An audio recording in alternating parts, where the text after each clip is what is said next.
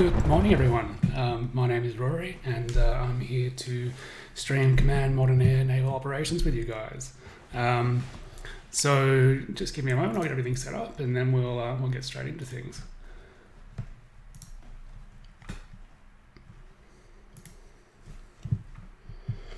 So this morning we're going to be going through Dawn of a New Era, which is a really, really large scenario that I've actually never played before. I had a look at it last night, and it's a lot bigger than I thought it is. And the briefing and introduction are really well written, but they're quite long.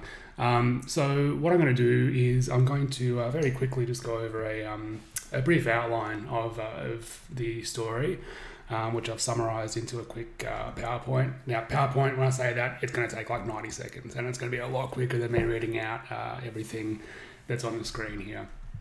So I'll just get that ready to go, won't be a moment.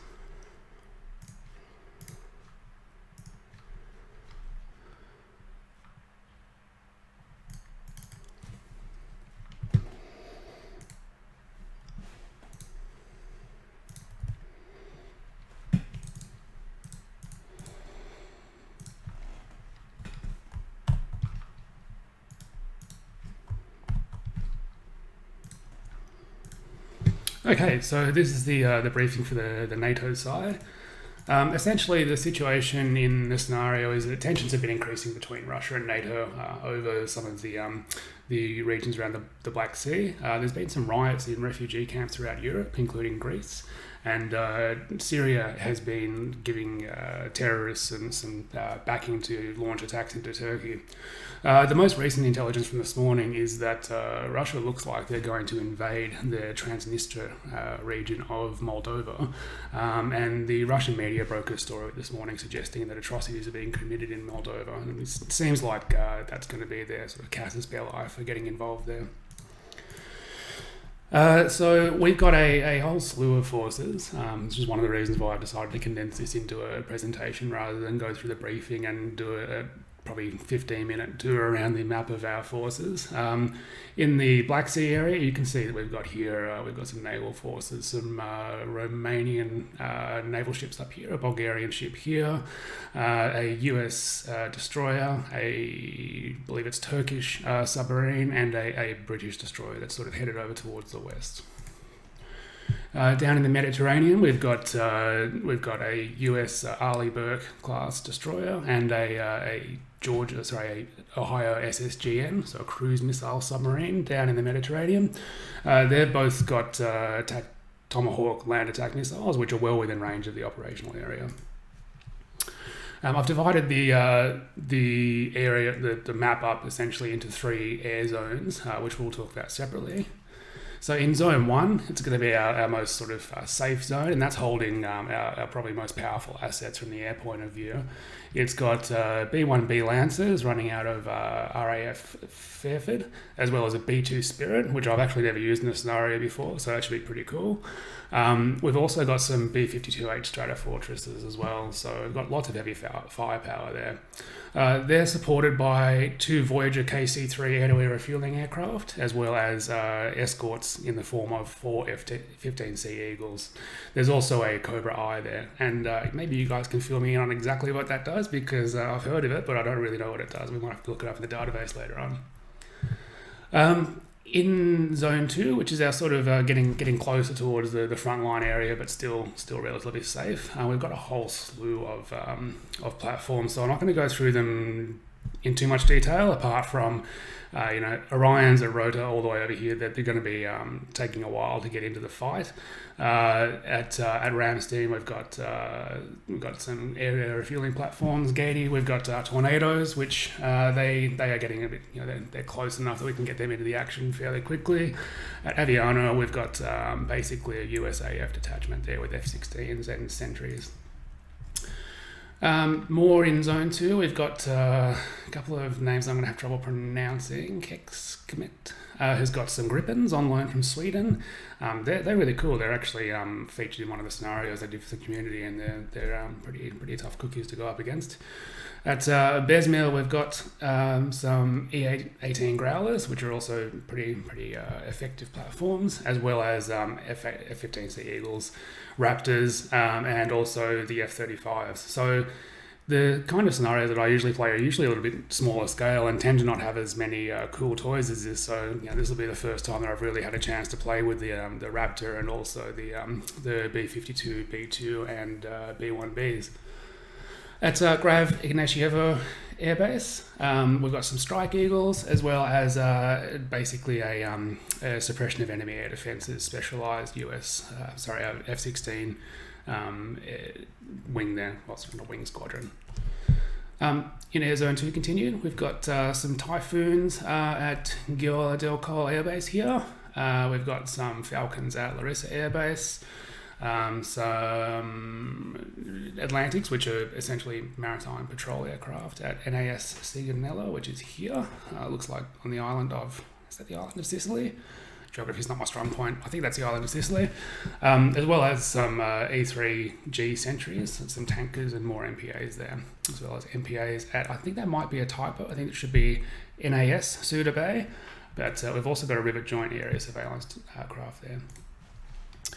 Getting closer to the action now in Air Zone 3, we've got Falcons at a Kinchi, I'm going to call it. They're going to be frontline aircraft there. They've also got some unarmed recon as well. Here at Kangiz, we've got Calibri EW helicopters, as well as some ASW helicopters, and a fairly sort of low-tier MPA, which we'll probably use for a bit of recon. At Mersifon, we've got more Falcons. So it seems like Falcons are going to be our frontline fighter force. At Inkalik, I hope I'm pronouncing all of these correctly, or at least not too badly.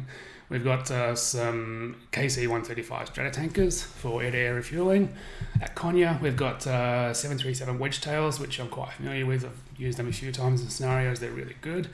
And at Akrotiri, RAF Akrotiri on Cyprus, I believe that is, there's some UAVs and more sort of I-Star assets, as well as a couple of Typhoons and some U-2s. So that's all of it for our forces. In terms of friendly forces, the Ukraine will be supporting them indirectly. At the moment, our orders are to not get directly involved in any fighting. They've got 2 Soviet-era frigates that are presumably in the Black Sea area somewhere, as well as 9 to 10 Su-27 aircraft and over 25 MiG-29s. We won't have any control over those forces. The enemy forces have a high concentration of naval forces in the Black Sea, approximately 300 frontline aircraft. So there's going to be a lot of air action in this scenario. If you tuned in last week, I played Kuril Sunrise, which is probably a bit more my preferred pace. It's a bit more laid back, but I think things are going to get pretty wild here today. There's also a very large concentration of air defences and ground defences around Crimea. So our mission is to monitor the Black Sea region for anticipated Russian invasion of Moldova and to stand by for further tasking. Okay, so let's get them all sorted here.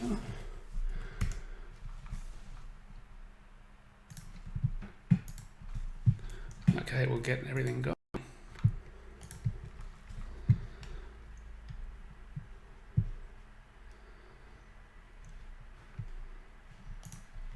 So that's the. I know that was a bit of a risk pulling out a PowerPoint at the start of the stream, but I think the PowerPoint probably will get things across a lot better than me reading this out to you verbatim. I think hopefully you should have a fairly good idea of where things are now.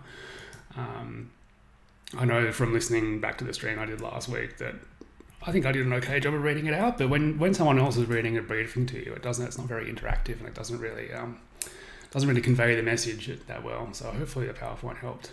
Do let me know if it was really boring and I won't do it again, but hopefully it was of some use. So like last time, the first thing I'm going to do is I'm going to clear up the screen a little bit. So let's go, and for the moment we're just going to show range symbols for the selected unit.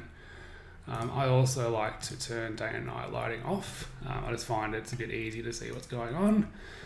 And also, I'm going to grab some music to get going as well, because it's really early in the morning here and I didn't get much sleep last night, so I need some music in the background to keep me awake. Just give me a second.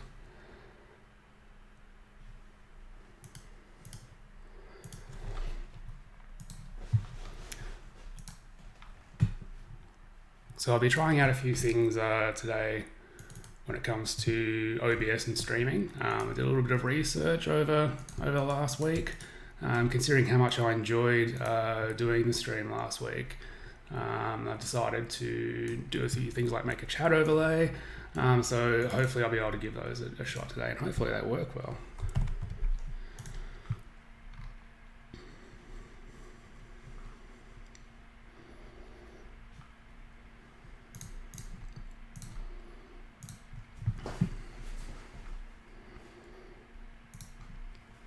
Okay, so we're good to go. All right. Because this is such a big scenario, and we're gonna have lots of time essentially, because it's probably, I mean, my computer's fairly fast, but it's really only going to run in time compression at about 5 times. Then I'm waffling now, but I'm going to start time, because there's going to be so much going on that things aren't really going to get away from us as long as we stick to sort of one-to-one time for the moment while we set up missions and things. So I'm just going to turn that down a little bit.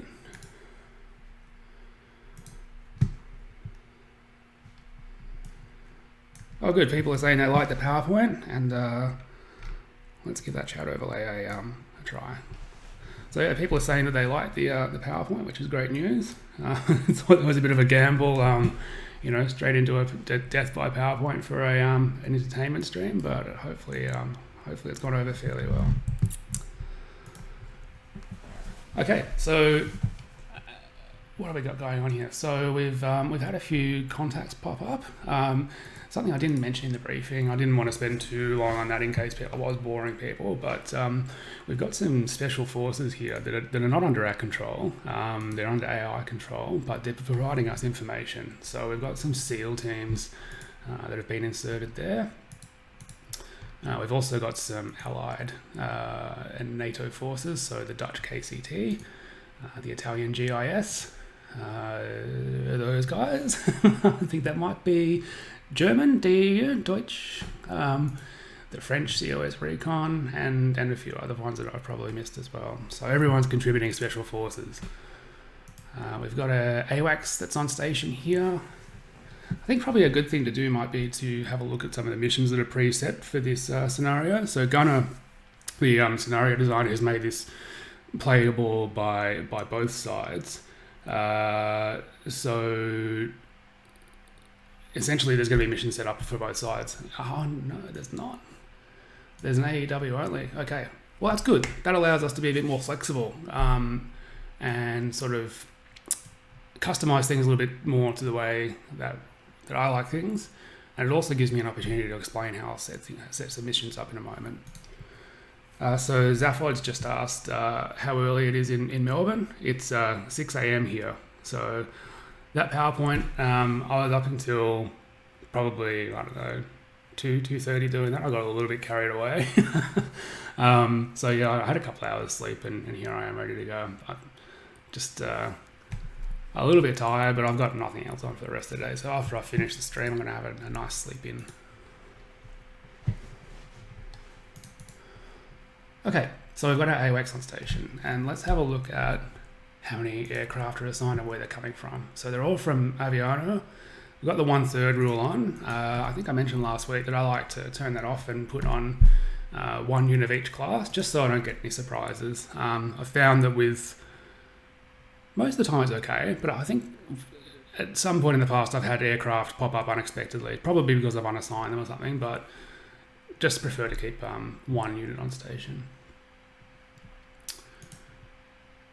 So we've got contacts popping up everywhere. I'm going to make sure, before we start getting into the mission setup, I'm going to make sure that I've got my message settings configured the way I want them. So I always like to have the special messages raise a pop-up. And I also like to, in the early days, have new weapon contacts raise a pop-up. Later on, when, presumably when the missiles start flying, that's going to get really annoying, so I'll turn it off. But early on, I want to know when there's weapons flying around. Also, I tend to leave new underwater contact on, as in raising a pop-up all the time, because, I don't particularly, I'm not going to say I don't care, but a new bogey contact or a new surface contact is not something that needs urgent attention usually, but sometimes and more often than not really, a unknown submarine contact will require pretty urgent intervention or urgent paying attention to, is the word I'm looking for there. Okay, so we've got our our AEW up there. Let's get some AEW coverage over the Black Sea, and maybe we can even sneak them forward a little bit. So, I'm just going to select all of these units here, and then press F6, and that'll give me a listing of all the aircraft that's at all of the units there that I selected. So we've got some wedge tails at Konya. I believe there was some E3s around. I think they might be down at Akrotiri. Yeah, there are. So we'll see who's got the better radar. 350 nautical miles, late 1980s, air search, surface search. I'm not going to pretend like I know a lot about that. I know a little bit about how the bands work, but I'm not going to pretend I'm an expert on that. There's probably at least one person in the audience who knows a lot more about it than I do.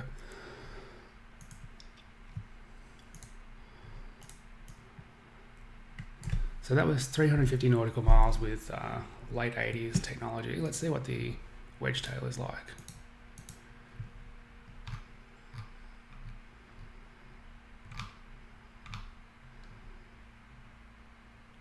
Okay, 350 nautical miles with early 2000s technology. So not really all that different, and it's got a slightly different band.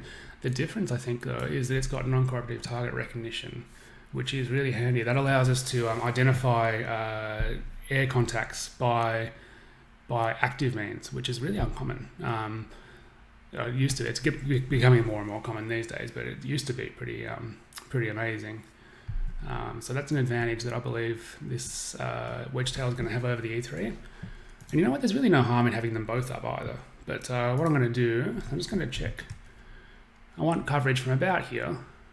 So that's 350 nautical miles there. If I put them up and have them patrol just around here, that's going to give me good coverage over the Crimean Peninsula and a little bit into. I should have checked out the geography before I did this stream. It's probably Ukraine there. So I can give them a nice long track and turn back on display for reference points. Yes, okay, there we go. Now, actually, before I do anything else, seeing as those reference points aren't assigned to missions, I'm going to just double check that I don't delete the ones that I'm using.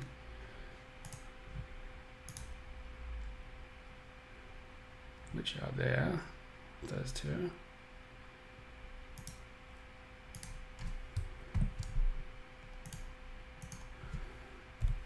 Make sure that I'm just being extra careful because I know that I'm tired.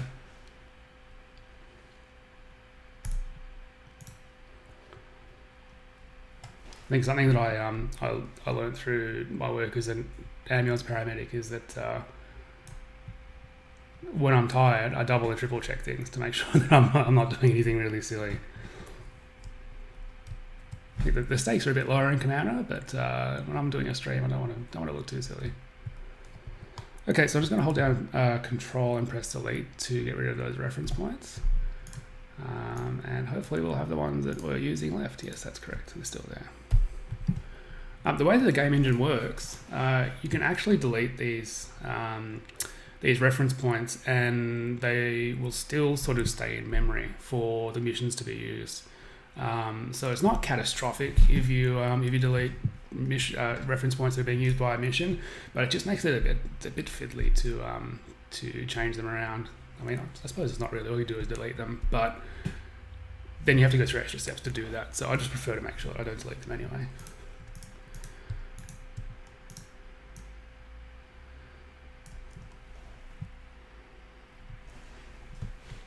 Okay, so just press Control and right-clicked to define an area, and then made a square.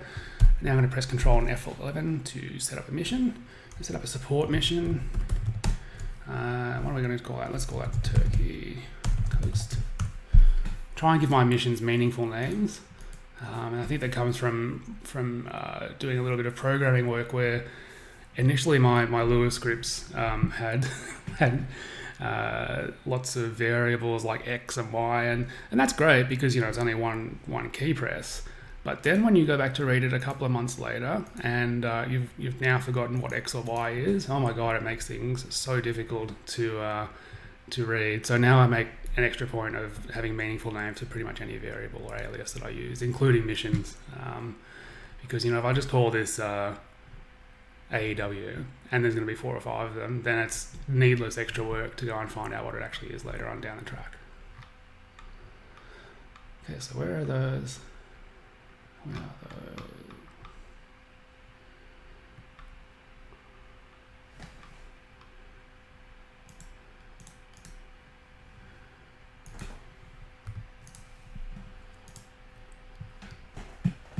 Okay, so we've assigned our wedge tails to that mission.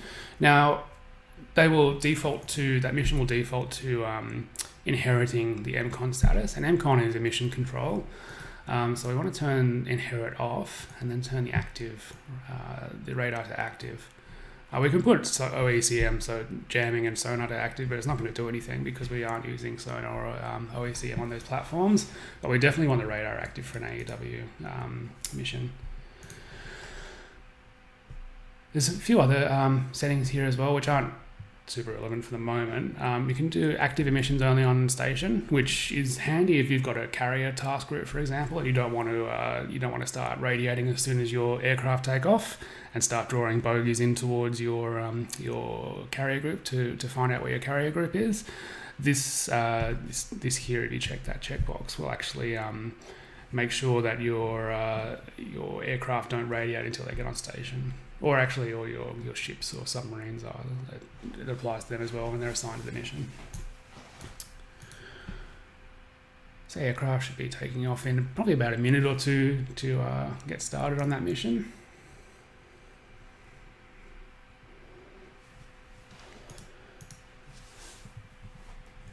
I think I mentioned the other week that I'm not usually a huge fan of just putting aircraft up on combat air patrol just because they're there and just because there's unfriendly or enemy planes around.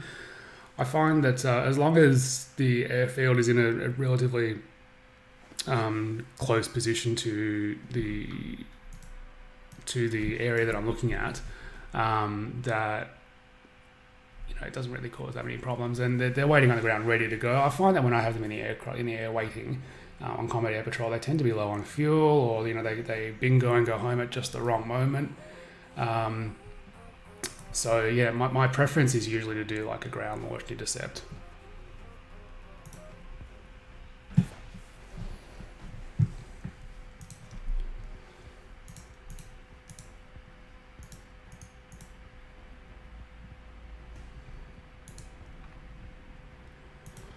Okay, so we've got some bogies flying out over here.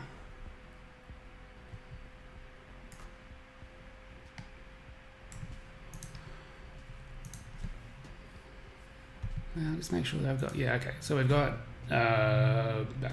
I'm gonna call it Bacau. Bacau Airport has got some F-16s, I believe it is, yep, with some Signbiters. So generally I would rather they have BVR missiles. Let's see if we can change that out for some BVR. No, we can't. So they're just going to have Sidewinders, which is not ideal, but the F-16's a pretty good platform. And I guess having Sidewinders is better than nothing. The reason I bring them up is that they're here very, very close to that E3 track. So they can be up in the air in 2 minutes. Now, granted, 2 minutes is well and truly enough. No, that's not, sorry. 2 minute, an aircraft can carry can cross a lot of distance in 2 minutes, but you're probably not going to see that much sort of gain in 2 minutes compared to having the aircraft sitting in the air, burning fuel, probably not engaging anything on their first sortie, and then having to stand down and refuel and rearm afterwards for 3 to 4 hours.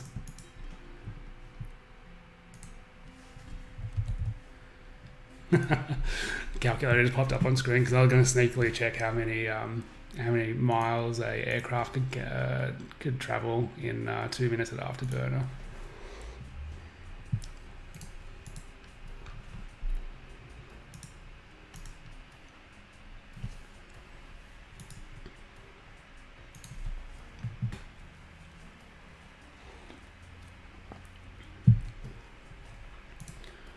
Okay, so we've got our AEW up. It's probably time to put our... we had some ELINT assets that I wanted to get involved. And there was also that Cobra Eye, which I wasn't really 100% sure about. So let's have a look at what this is first. I think this might be ELINT. Area surveillance. Yeah, it is ELINT. Okay, cool. ELINT is electronic intelligence, and in command and also in real life, electronic intelligence can give you so much information, and it's a passive sensor as well. So it doesn't give away your doesn't show your hand. It doesn't give away the presence of the aircraft. It doesn't radiate, doesn't sort of give any hints as to what's going on, but it can soak up so much information and from such a long distance. So an ELINT is really useful to have going on. So I'm going to set an ELINT plot, probably going from Akatiri up around here towards Kekskemet, and probably coming back as well. So I want to keep them well and truly in the backfield because they're big lumbering slow planes, and they don't need to be particularly close to the scene of the action to start being useful. I do want to keep them within about 500 nautical miles though. Buster 2-1, negative radar contact, procedural control only, maintain all separation. So that's... Was that really loud for you guys, or is it because I'm wearing headphones? It's kind of difficult for me to tell whether the sound effects are way too loud.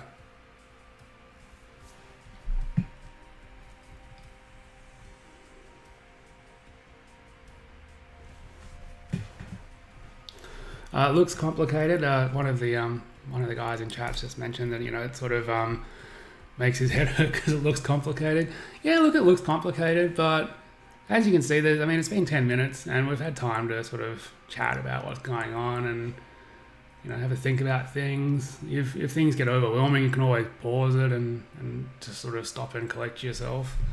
It's, I prefer smaller scenarios in general, but I think one of the cool things about command is that it gives you the opportunity to, command basically an entire theatre's worth of military forces in really fine-grained detail if you want to, but also to sort of stay hands-off and direct things from a much higher level if you prefer that as well.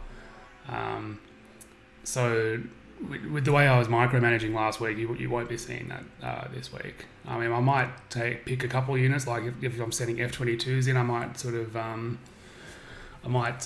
pop in and micro them, but in general, in a scenario like this, I'm going to be very hands-off, and we'll go through the WRA settings because they're going to be really important in just a moment.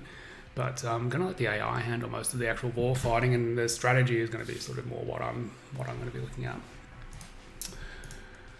So let's plot out this ELINT mission, and I guess this is another example. Usually I would just launch the aircraft manually, plot a course, and then keep an eye on it. But I know that in a scenario this big, that's not going to work. I'm going to get distracted, and I'm going to have this aircraft just sort of circling somewhere and doing nothing because I've been distracted. So much better to lay out a support mission for this aircraft and have it follow that automatically and do its thing, rather than me get distracted and forget about it.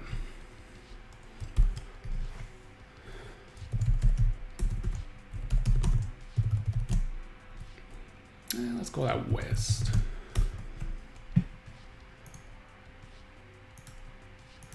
So I'm not going to need to set the MCON for this because it's a passive sensor and it's only going to be the one aircraft that's on it.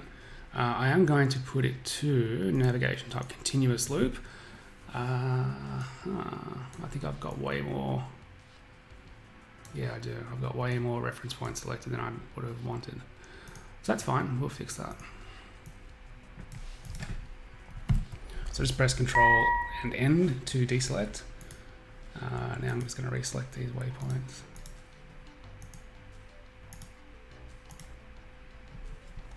Come to think of it, because of the way these work, I'm also going to add in some reverse course waypoints as well.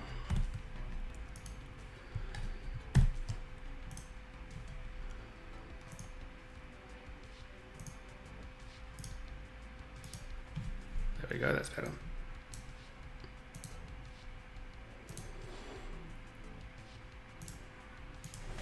So the area validation came in, it feels like, for me, it feels like not long ago, but it's probably quite a while ago now, but really handy to see whether you've put in a sensible sort of track for your aircraft or made a sensible box for your patrol zones. Now that was the Sentinel one. I'll get that to take off straight away. I'm not going to put any delay on that or anything like that.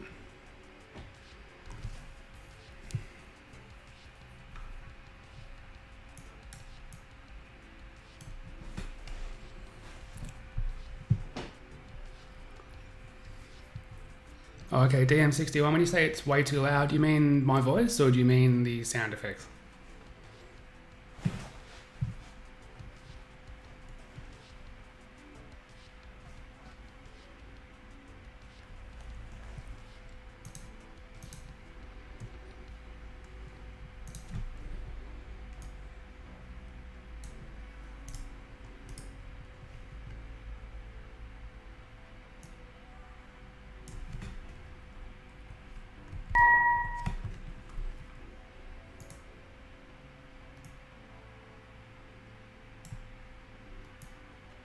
I see what the problem is actually. I've been adjusting the game menu sound level, so that is why that is why it's really loud.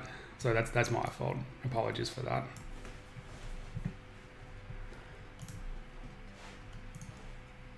Should be a little bit better now, so apologies for that. Okay, so let's turn on the mission area course functionality, so I can see, yeah, that sounds a bit better. That's not blowing your eardrums out or mine. Yeah, that's exactly what I wanted. So that aircraft is going to follow that track there. That puts them within range of the area of interest, which is around the Crimea Peninsula here. Now that we've got that set up, let's have a look at our surface assets. Now I want to actually get these guys to basically circle. I mean, we all know that there's going to be a fight soon. It wouldn't be a command scenario without there being a fight. So let's get ready for that and basically circle the wagons and get these guys to basically huddle together for protection. So surface units in particular, they work best when they're in groups. That way they can use mutual protection. They can pool their resources for defense. They can pool their resources for offense. They can compensate for each other's weaknesses. There's really no downside to them being clustered in a group, apart from the fact that they're not going to be able to cover as much area in terms of sensor coverage or weapons coverage. But I think in this situation where we're probably going to be outnumbered anyway, it's much better for them all to be sort of in one area looking after each other.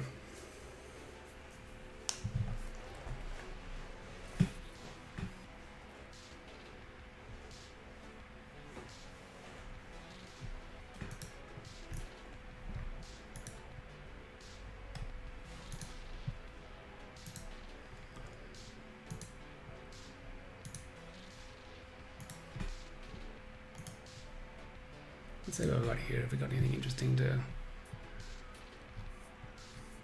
Okay, so we've got some AMRAAMs there. Just going to keep time going while I have a look at this. I didn't realise that you could actually the game defaults to pausing when you bring up the air ops menu, but if you just click the start time button, it will actually continue going while you browse around. So I only realised that, I don't know, probably about 6 months ago, and I use it all the time now.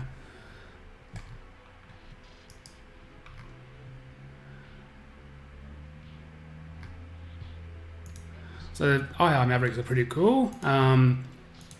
Pretty cool for going after low threat targets, but I don't know if I'd like to go on a attack run against a Russian warship using Maverick missiles. So we'll see how useful that ends up being. If we're doing some close air support later on, that could be pretty useful, but you know, for strike, I don't know how useful that's going to be. So let's get this guy. Yeah, he's pretty much where I want him. So this submarine is a Type 241, which I believe is of German origin. It's got a towed array sonar, which we talked a little bit about last week, and I did a not so great job of explaining convergence zones, but I think I got the point across. Because I've enjoyed... How's that DM61? Is that a bit less obnoxious for you? Because it was pretty loud last time. Anyhow, because I'm enjoying making these videos so much, I was actually thinking of doing a series of YouTube videos, sort of explaining things properly, like the convergence zones, etc. Because, you know, I mean, the explanations I give here are probably okay, but they're not sort of well sat down, considered, thought out. You know, this is I've researched it kind of thing. It's more an off the hand, trying to concentrate on playing game and keeping people entertained at the same time thing. So I think, yeah, maybe doing some YouTube videos on things like that would be a worthwhile thing. Hopefully you guys will enjoy that, and hopefully I get some time to do it, because I've found that one of the things about Command is that I love playing it so much that I tend to probably take on a little bit too much, and then things pile up and they don't get done.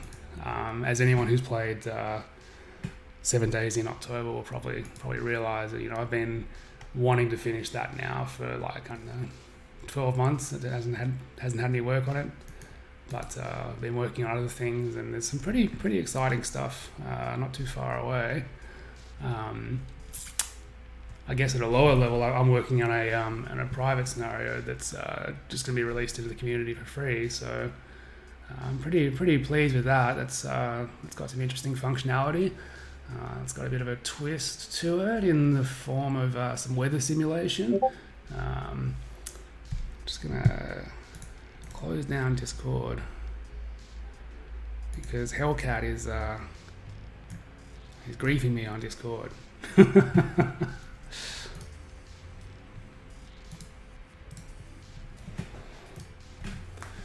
So yeah, there's a little bit of weather simulation in the scenario that I'm doing. I do that through Lua. Lua is really powerful. I mean, you can do pretty much. Well, I mean, okay, let's say, I'm not going to say you can do anything in Lua, but the amount of things you can do in Lua is really surprising. And if you want to simulate something, at least at an abstract level, you should be able to do it reasonably well in Lua. So, for example, with the Silent Service DLC that I produced, the submarine communications in that were all done using Lua. So there wasn't any extra code put into the actual game engine. It was all done sort of through scripting with Lua. So it can be really powerful. And you can certainly achieve a lot. And you don't need to have a programming background or anything like that. I certainly didn't. I learned Lua by playing Command, as you know, just a regular player, and picked it up quite easily. If you put a little bit of time into it, it can be very rewarding from a gameplay point of view.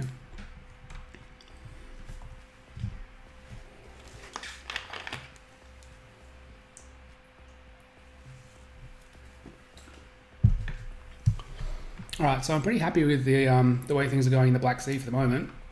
In that, you know, my ships haven't sunk yet, and there's no incoming missiles. I will just change the course, the meeting point of the surface vessels, just so it's a little bit away from that submarine, so they don't interfere with its sonar quite so much. Because when those noisy surface vessels go into the range of the sonar of the submarine, they're actually going to mask off other contacts. So let's say there is an enemy submarine right here. Our submarine probably won't hear it because of that noisy surface vessel that's in the way. So I want to sort of keep them away from the submarine as much as possible.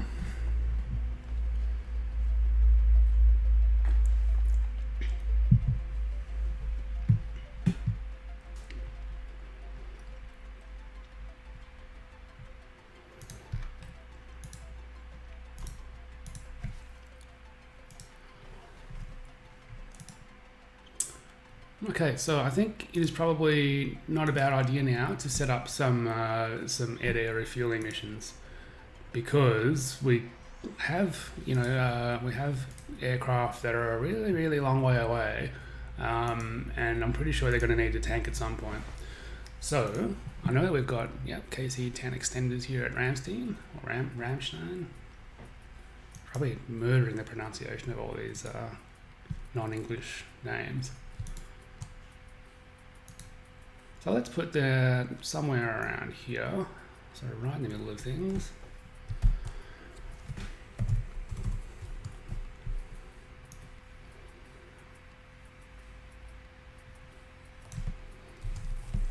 I'm going to call that the Western.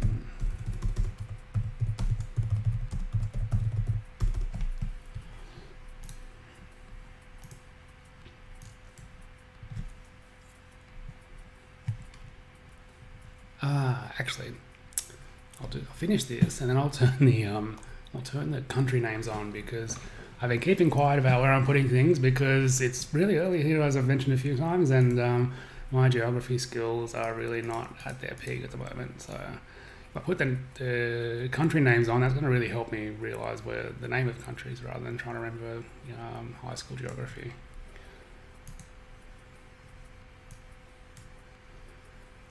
So this is a situation I mentioned before where I really want to make sure that I just put one unit, because if we put 1/3, that's going to go to 1/3 of 4 is 1.3.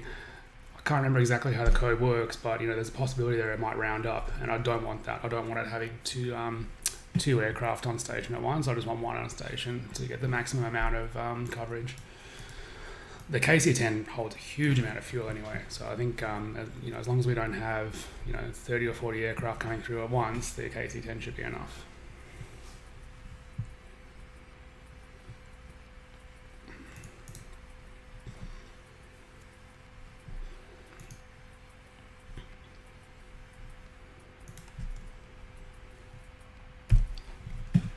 Yeah, so that's getting ready to take off. Let's have a look at this Cobra Eye thing. Does anyone in the chat know what the Cobra Eye is and does? And that's not a rhetorical question, because I do not know, but we'll find out very shortly. I was going to pop the chat overlay on so that we can see your responses.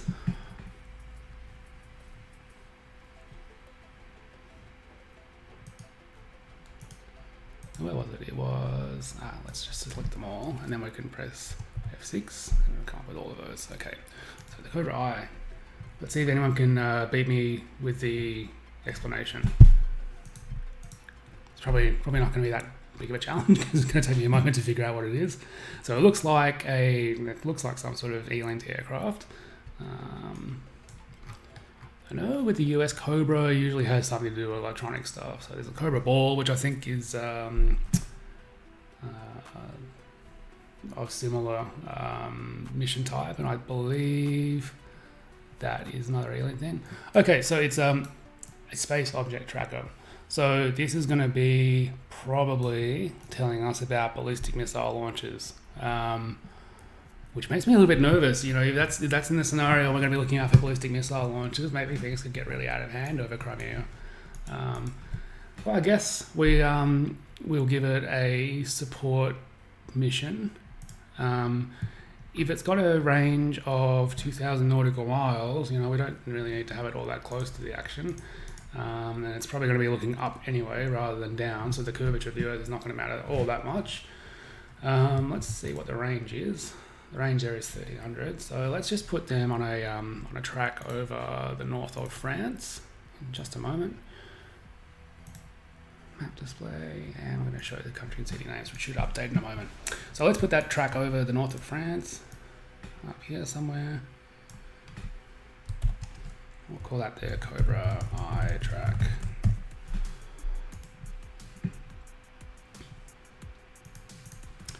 So how the way I sometimes play, if I'm playing a scenario this size, just on my own and not streaming, is I might do all this stuff before I actually click play, and that way when you click play, all of your aircraft take off at once. They've all sort of got their jobs. It's almost like you've just had the briefing and like, all right, let's get down to it, let's go, and everyone leaves and jumps in their planes and takes off.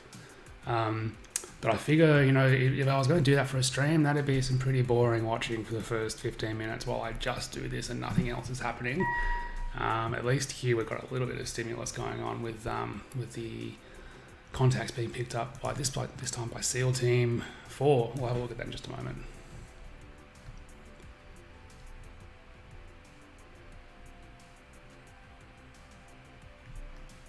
So another way of assigning aircraft to a mission is just to go to the air ops, right click on the aircraft, and then there's a drop down box there where you can select it. So I wonder what TELINT stands for. Maybe telescopic intelligence. Probably making a fool of myself by making that guess.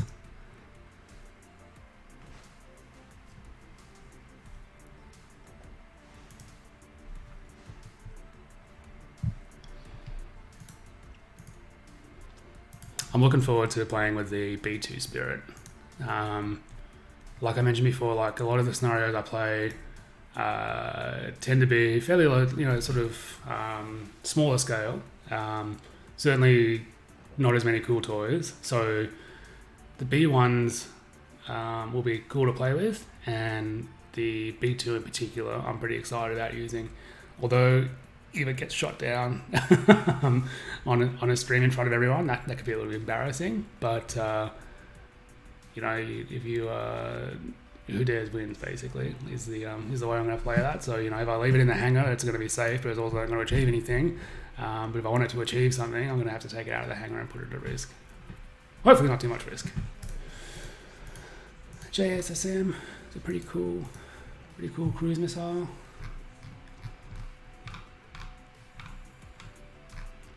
215 nautical miles. So we've got a lot of striking power. And I'm not going to say that I avoid playing as the US, because I certainly don't. But one of the things that I like to do in my scenarios is not have you in control of a major power, because there is just so much firepower, which can be fun to play with, which it will be in this scenario. But it can also be really overwhelming, especially when you're going up against a non-peer state. This is a bit different because we're going up against potentially Russia as things escalate, and Russia has got their own sort of really cool toys.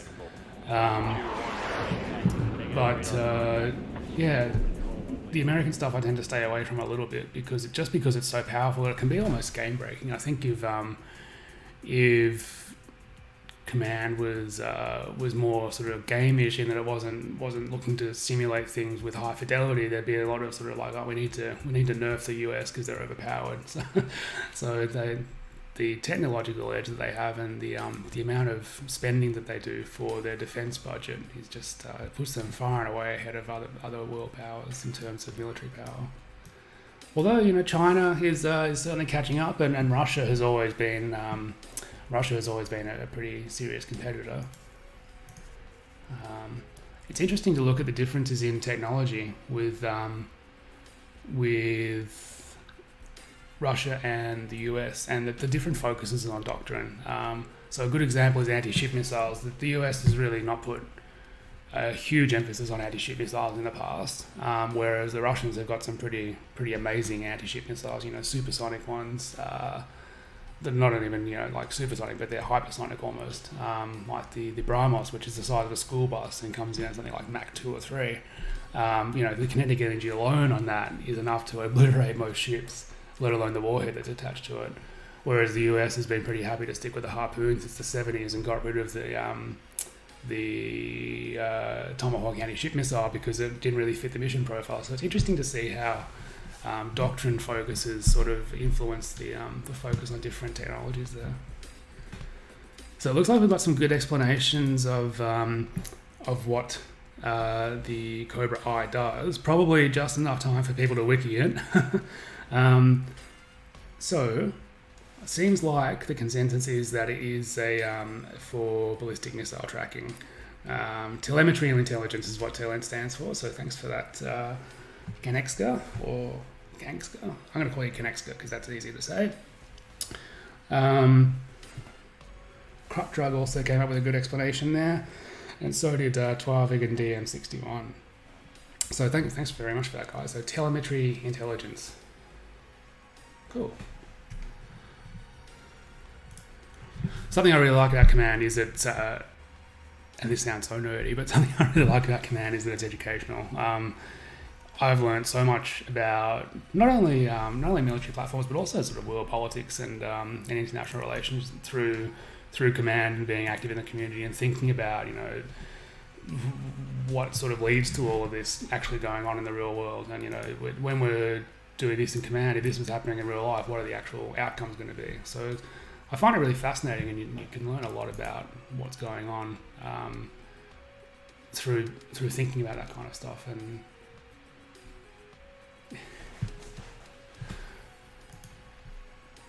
also I've learned heaps about aircraft and ships and stuff.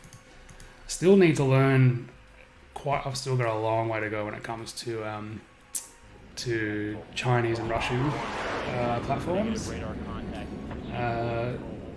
Also, my area of interest is sort of like probably late Cold War, early post-Cold War, so probably like 70s, late 70s through to 2000s. I kind of dropped out of paying attention to naval warfare and Harpoon sort of stuff when Harpoon was what I used to play. Probably around like 2005 when I actually joined the Navy is when I stopped paying attention to that kind of stuff. So my knowledge was really current up until then, and then there was a big gap until I sort of discovered Command in like 2014 and sort of got back into naval warfare and learning more about this. So yeah, there's a bit of a gap there. I haven't really made up on it yet, but I'm getting there. Some of the technology is just amazing now, though.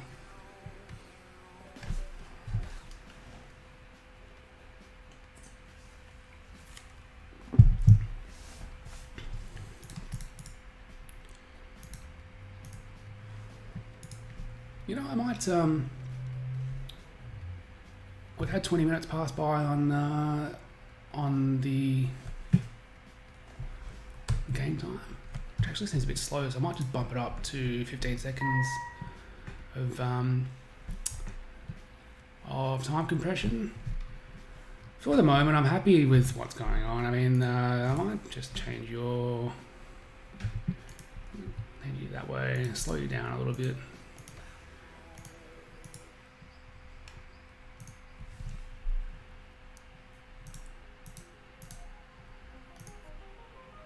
Let's see if I can get some maritime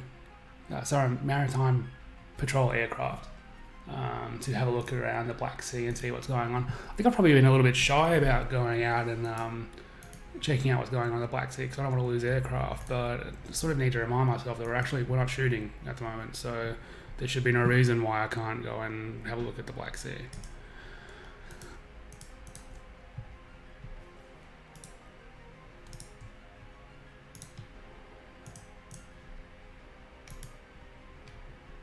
Griffins, yeah. Griffins. So Aviano is how far away? They're 833 miles away, so they're a long way away.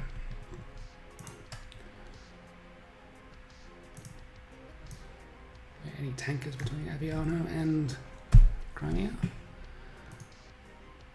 Yes, there are. Lots of them. And they're at Graph. So while I'm just sort of mumbling to myself there, what I'm looking at is I know that a lot of my striking power is going to come out of Aviano Air Base. So I'm just seeing if there is any tankers in between Aviano and Crimea, and there's 8 of them at Graf Ignatievo Air Base. So I'm just going to set up a tanker track there because I'm probably going to need that later on. Better to have the tankers in position early because they take a little while to get up to altitude, and they tend to be pretty slow compared to fighters. And also, when you want a tanker, you generally want it pretty quickly. So I like to get them in position early.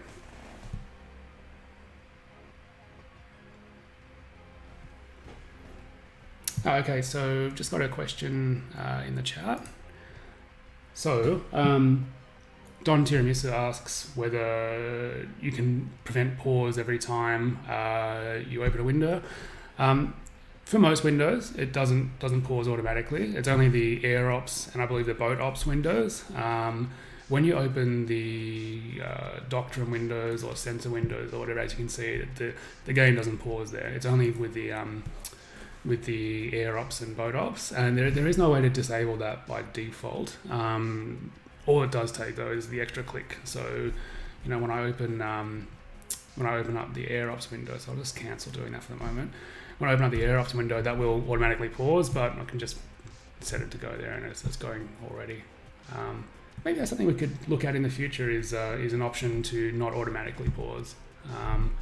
But I think, like a lot of things, that was actually added as a request, as a player request that, can you please automatically pause the mission when I open up the air ops.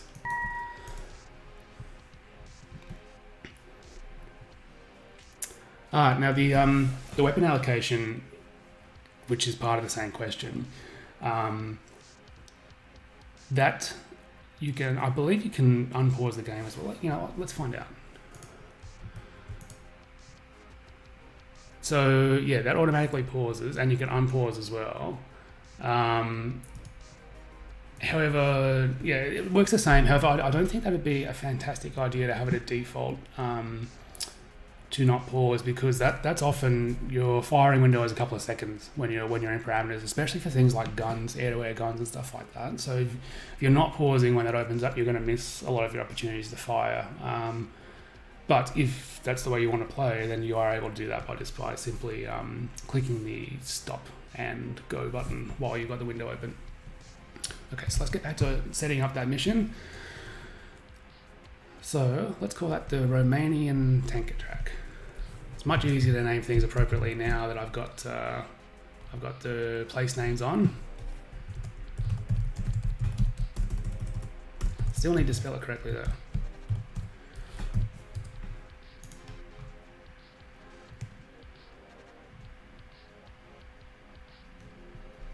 Because there's so many, I'm actually going to put 2 aircraft on station now. They were out of graph.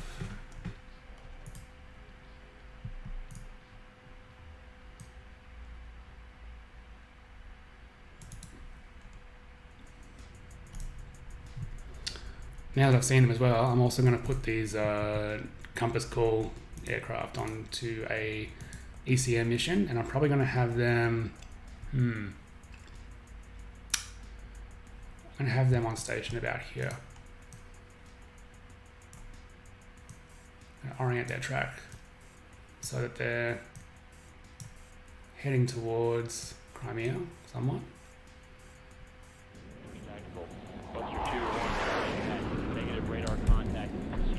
Now, in the real world, jamming another country's radar or communications, it's not quite an act of war, but it is taken pretty seriously. So if you actively jam another country's radar set on a warship or on a fighter jet, they are not going to take that pretty well, because it's basically it's like sneaking up behind someone, essentially. So you're walking down the street and someone turns around, they see you sneaking up behind them. They're not going to take that too well, because you don't do that kind of stuff unless you've got ill intentions.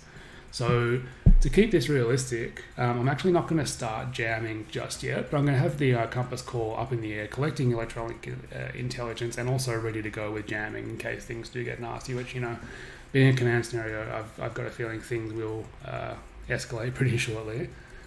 So we'll set that up now. And that was Romania. Yeah, Romanian coast, on the coast of border. Let's just call it West Black Sea.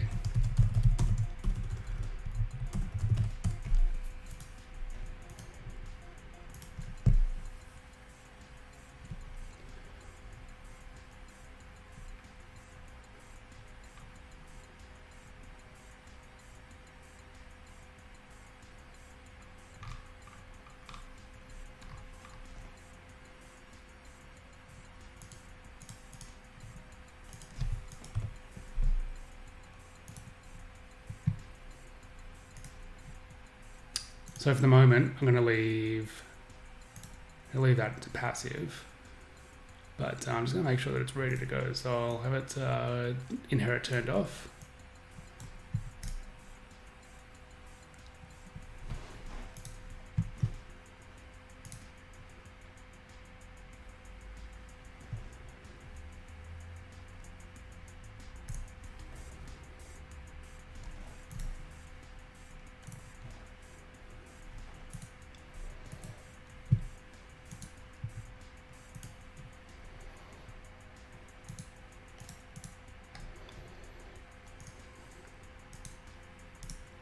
So I think I mentioned in the last stream that in some scenarios you'll have divert airports, and it seems that Gunner is the person who made this scenario, Gunner 98, or Bart Gorvin is his real name, I think it's pronounced Gorvin,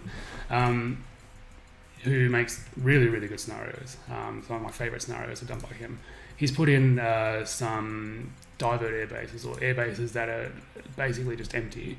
And what you could use them for is if you're running a really long mission, you could have your aircraft reselect a home base. One of these airports is a bit closer, so you can extend their range. Also, if one of them is damaged, I'm not sure if we're playing with aircraft damage in this scenario. I probably should have checked that. But if they're damaged, you could divert them to one of the nearby airports. If they're unexpectedly low on fuel, or also because we've got a lot of assets that are sort of further away, we might actually decide that we're going to move them over here to this airbase. The only hindrance there is that because they haven't got munitions pre-placed, we're only going to have what we bring with us. So let's say that we were to move these Gripens over, they're only going to have the weapons that are on their rails when they land. And that means that if they fly out of there again and do a mission and then loose off their weapons and land back there, they are not going to have anything at all. Now what you could do, because these guys are on short turnaround, you could launch them, send them down to this airport here, have them land, have them do a quick turnaround, and this is without, obviously firing any missiles, and then they're ready to go. So they're sitting there ready to go. They've got their missiles on board. They're fueled up. They're nice and close to the action. And then when they've finished their mission, when they've finished their sort of fired off their ammunition or gone bingo or whatever, then you could reassign them back here to this base here, and then they could fly home and rearm from there. So that might be one way that you could use them. And that kind of flexibility with having extra airports is one of the things I like about having divert airports.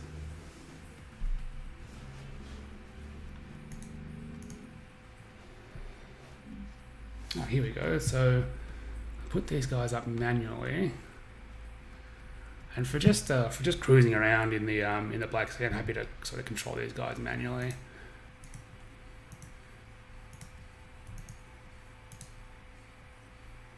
That's probably starting to get a little bit close for comfort there. So I'll just back that off a little bit. See what kind of sensors they've got on board.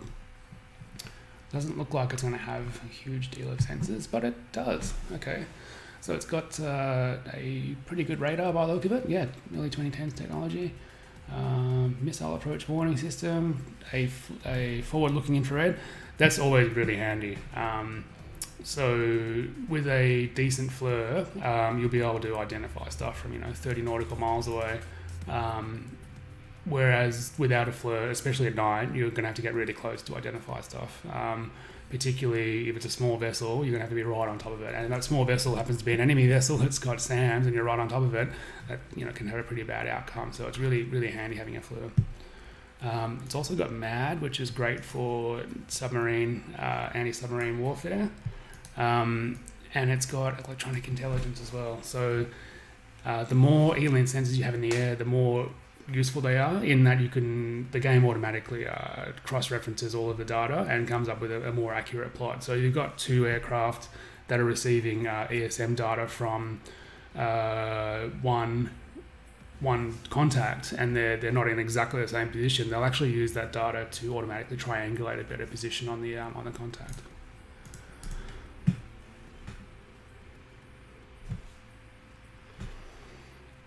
So Twa VG just asked if we are able to, if we're able to use the cargo system to yeah, sorry, I just realised that the live chat was I left it on. So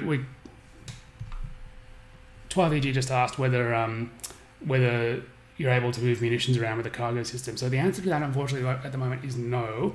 The good news is that it's something that is actively being worked on at the moment. So no time frame for it to be changed, but it is something that is being actively looked at right now. So I'm not sure how much more I can say about that. But it's definitely something that we are interested in and want to do. Buster 2, negative radar contact, procedural control only.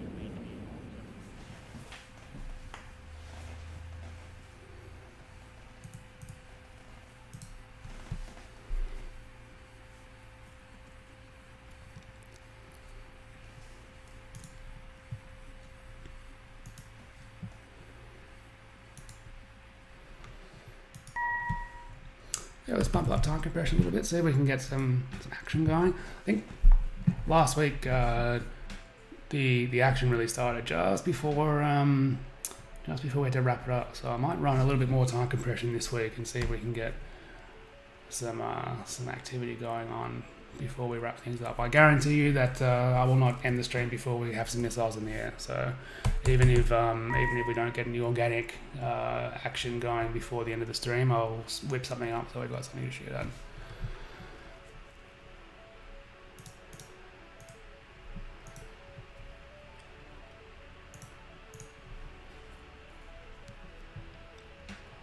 So I've just turned the radar on for this aircraft. We've got some SSVs following around our surface fleet. We've just detected heaps of stuff out there. Okay. So we've got some SSVs following around our surface vessels. That is apparently a pretty common Russian doctrine. Used to have these intelligence gathering ships shadow foreign military vessels. So they in themselves are not a huge threat, except the fact that they've got eyes on us and they've got a radio, and the radio is connected to the entire Russian, military. So while this actual vessel here probably doesn't have that much in the way of armament, if anything, it's got some manpads to defend itself. It's more an issue of it reporting our position to, for example, some blackjack bombers or some backfires. That could be a big problem.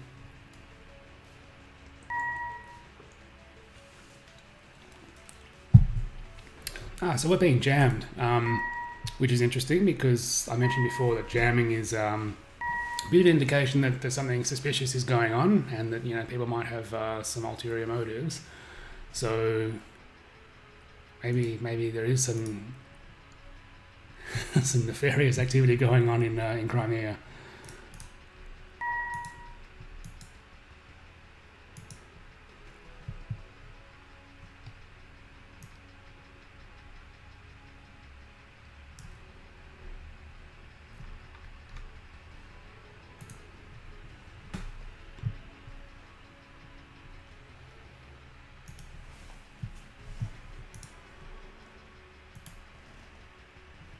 Okay.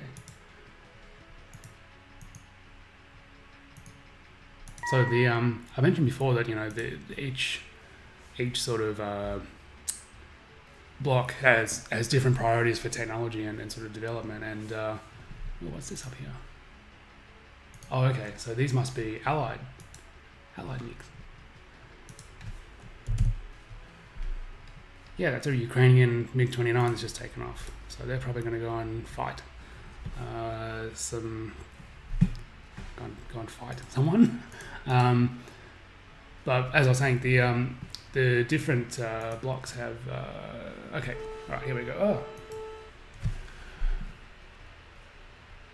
The Russians are attacking along the frontier of the Ukrainians. They don't seem to be engaging NATO targets. What are your orders? Well, my orders are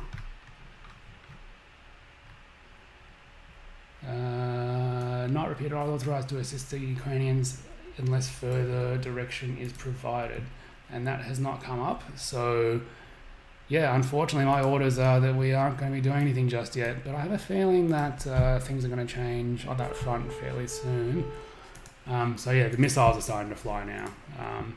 This is probably a good time to start putting up or start formulating a plan for defense of my assets, and probably start formulating a plan for attriting some other assets in the area.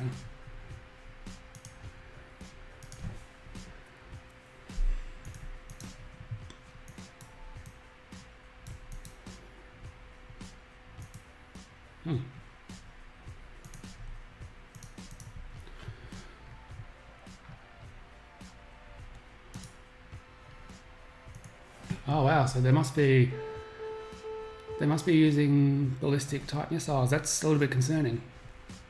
Where are they headed?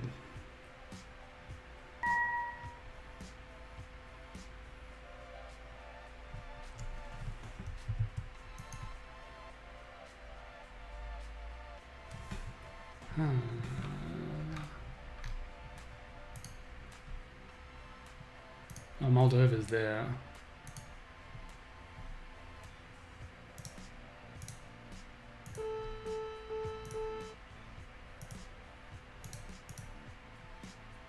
Does that belong to me? That doesn't seem like it belongs to me. It does.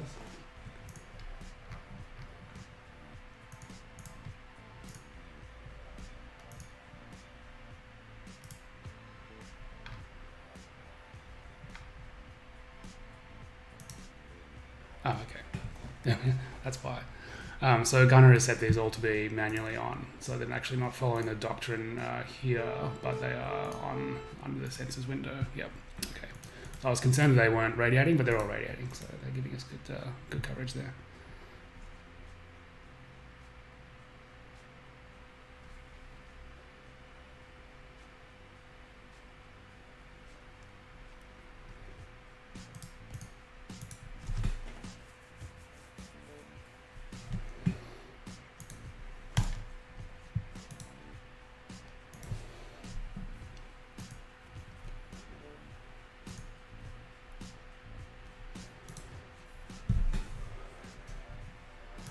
So there's definitely some action going on around here. What do we got here?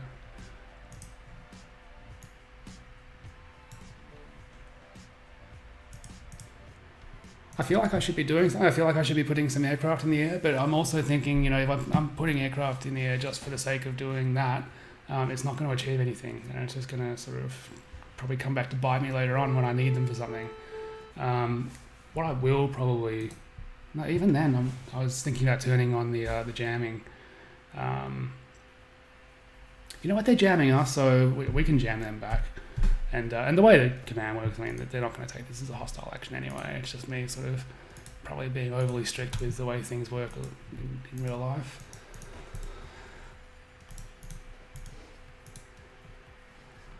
Let's see how many TLAMs we've got, because TLAMs are, wow, okay. We've got 154 TLAMs on this guided missile submarine. So that's going to even up the score pretty significantly if we sort of get involved with taking on Russia here.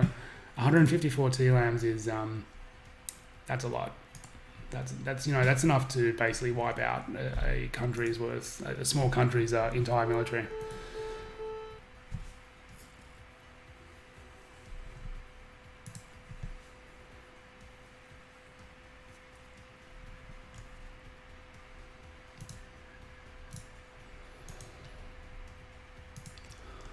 So I'm just seeing how far away the bases in the UK are from the action. They are nearly 1,400 nautical miles, so that's going to be what, 3 or 4 hours, 4 hours ish, at cruise speed. Just because we're on a compressed time frame here, I'm gonna launch them now, because I'm sure that we will have some targets for them in the near future. Although how far away? What's the range on their weapons?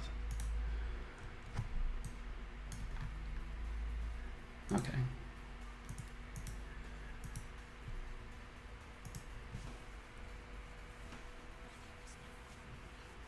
Oh yes, I am using some modified sounds. The my cats hate the standard missile alert, so I changed it to a different sound. I've also got some other sounds that I've added as well.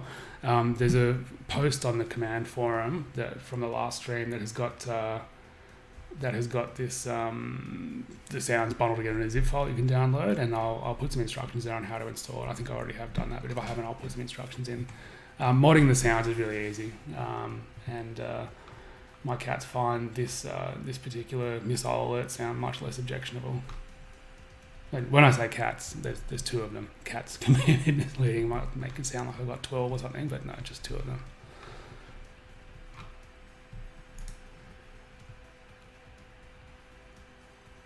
Okay, so the range on that is 500 nautical miles. Okay, so that actually that means that it can be in range within 2 hours. Well, the B-52 is a little bit slower than the rest of the aircraft, I think.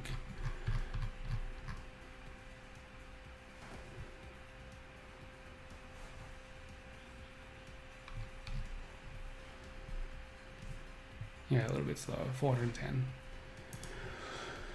The Spirit I'm definitely going to launch because I want to get that in on the action.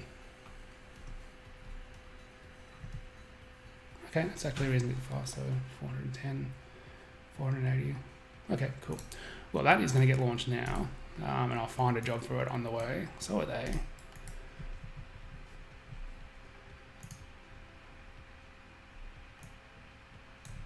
And you guys can take off as well.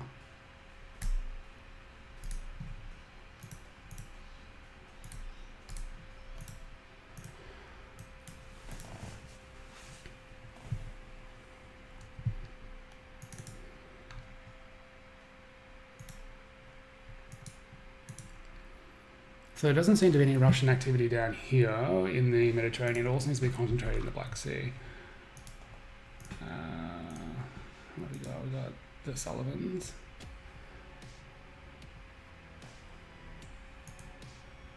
Yeah, there is. DM61 just pointed out that the Russians are just sort of casually all pointed towards HMS Duncan. I think HMS Duncan is going to have a bit of bad luck in the near future. What kind of support can we give them?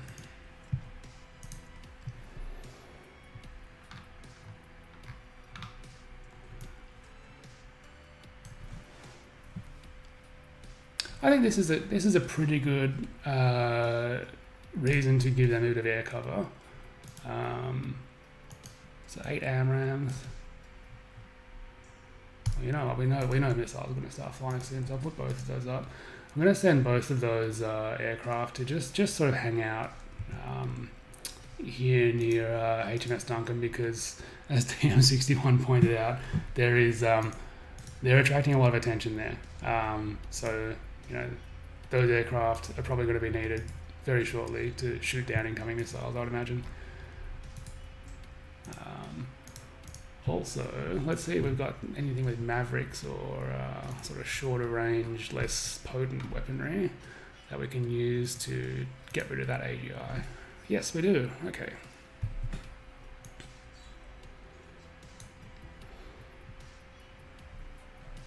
Right, what I'm going to do is I'm going to set up a mission to... Okay. War missiles.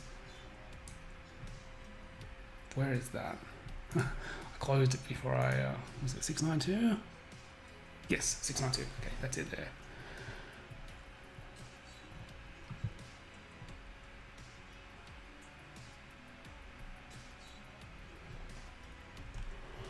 So I'm going to set up a mission for each of the AGIs. Actually, I'll set up a mission for each of the AGIs, and I'll have it as inactive. And as soon as we go hot, I'm going to set them active, and that's just going to be a mission for some F-16s to come in and obliterate them essentially with Mavericks. And that way I don't have to worry about microing it. It'll give those Mavericks something to do because they're not going to be too much help against any major server combatants. And it sort of gives me an opportunity to show how I set up surface attack missions. So what are we going to call that? The Premium Strike.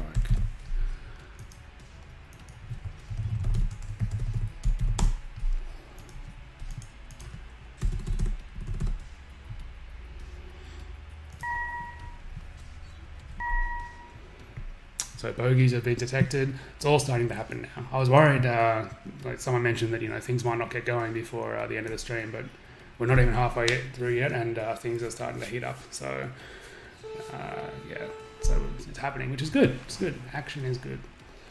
In game terms, I mean, this would be pretty stressful if this was all happening in real life.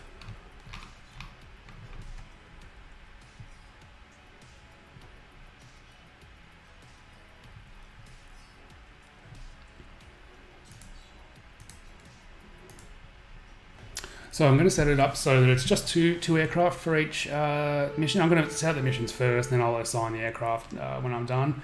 Yeah, I want to expend or jettison. Don't really matter. That's fine. I don't need to set that up either. I'm going to turn tanking off. In fact, what I'm going to do is I'm going to go very quickly before we get into. Okay. I've gotten ahead of myself. I was about to say before we get into hostilities, I'm going to set everything up. But just looking here, we've looks like we've gone hostile with Russia. And is that because I set up a strike mission? that is quite possible. That's because I set up a strike mission. Okay, so what I'm going to do to stop us doing anything naughty and firing on anyone until we until I give the command. I'm going to set everyone to hold fire. So yeah, it looks like I've actually set the enemy, not the enemy, Russia, because they're not the enemy yet, to hostile by setting up a strike mission. So what I've done is I've changed the doctrine and reinforced it to all missions so that we hold fire, and that's fine. They don't know that we've marked them as hostile. Nothing will change from their point of view. And because I've set everything to hold fire, then it's not going to have any real short-term consequences or long-term consequences. And we know what's going to happen soon anyway, so that's fine. The Vishnya. This platform made so many appearances in the Dangerous Waters game. I think it was in nearly every mission for the first half of Dangerous Waters. Negative radar contact, procedural control only.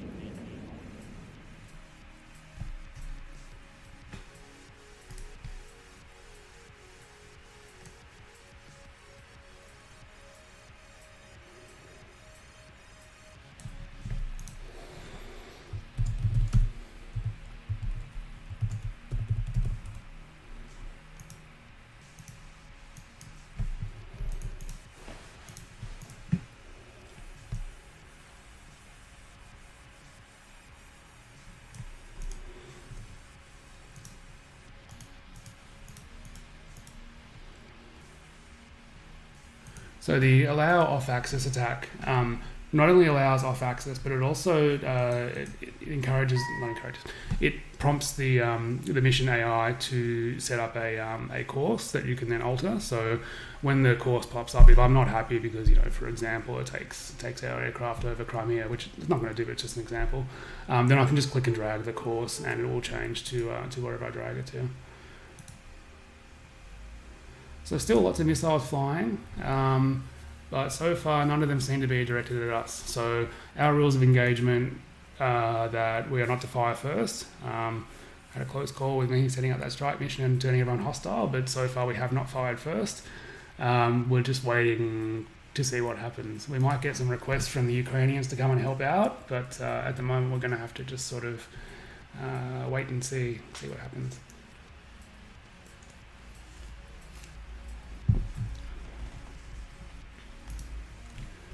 Now F-16s are in the air. I'm going to go and get them to hang out over HMS Duncan.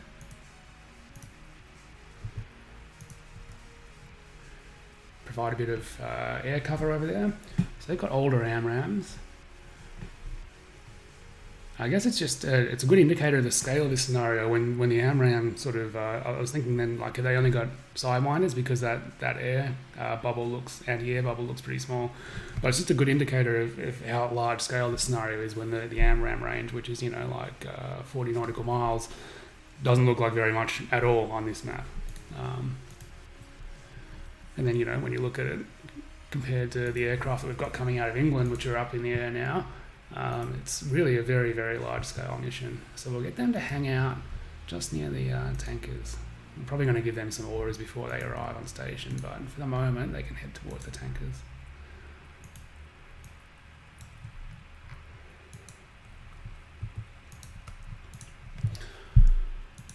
Now, as I mentioned before, and I got distracted because I panicked a little bit when I saw that Russia had gone hostile.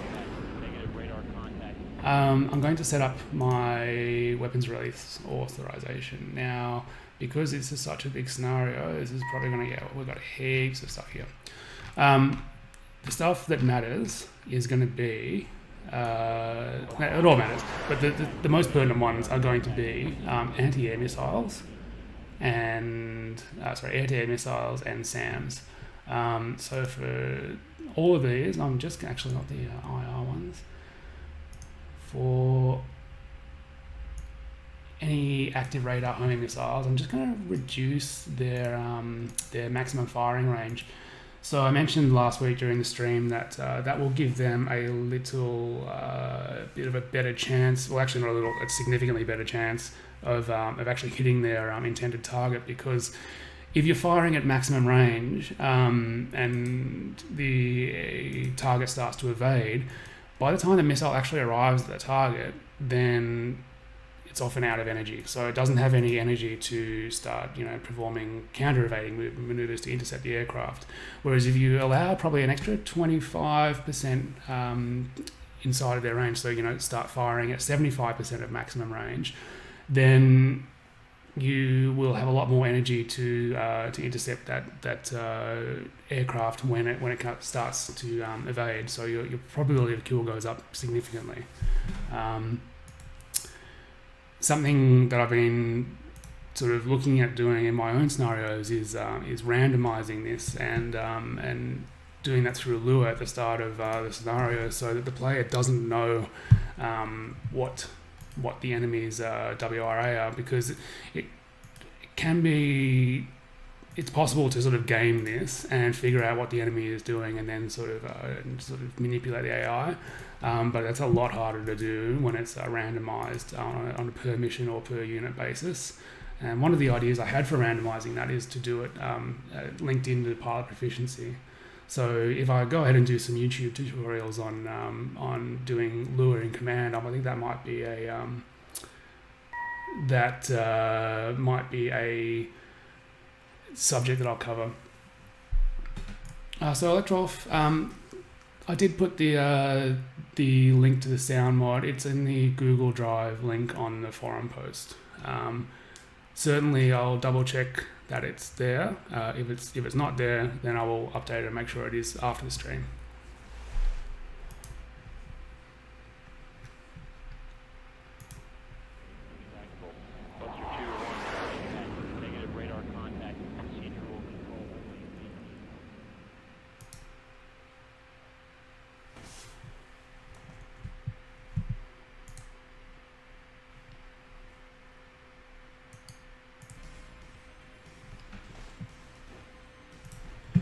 Okay, so time's still ticking away in the background. Got aircraft going up.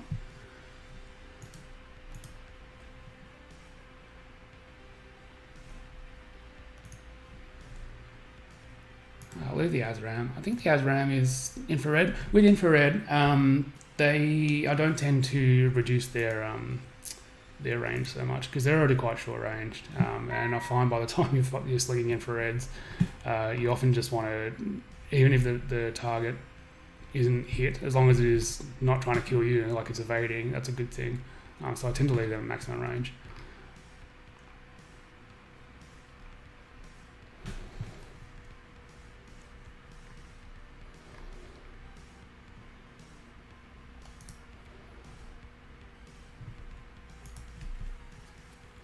Yes, the Swedes have got their own designations for everything, which I mentioned that because some of the development stuff I've had to do involves going through the entire database and matching up data and stuff. And I'll think that I'm all done with a certain platform, and then I'll get to the R's, like alphabetically I'll get to the R's, and I'll realise that I have to go back and do all this stuff again because the Swedes have a different system of naming things to everyone else.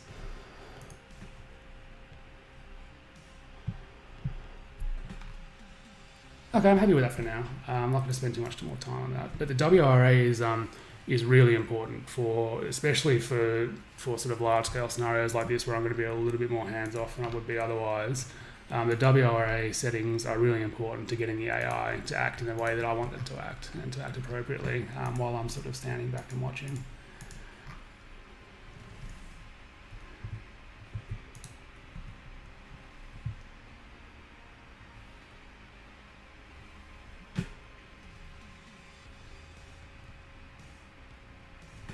No, Electro, that's fine. Don't be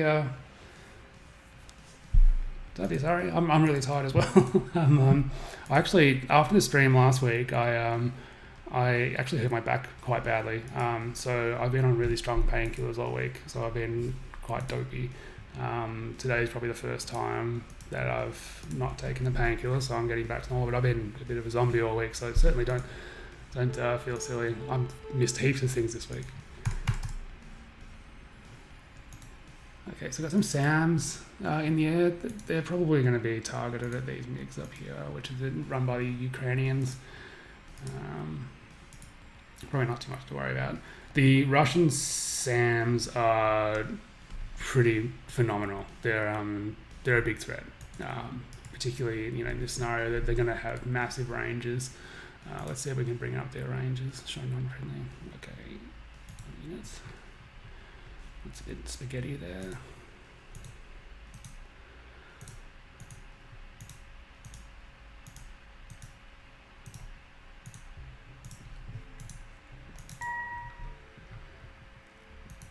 Yeah, so they've got pretty good coverage around the Crimean Peninsula there, and also inland in Russia, in Ukraine. Sorry.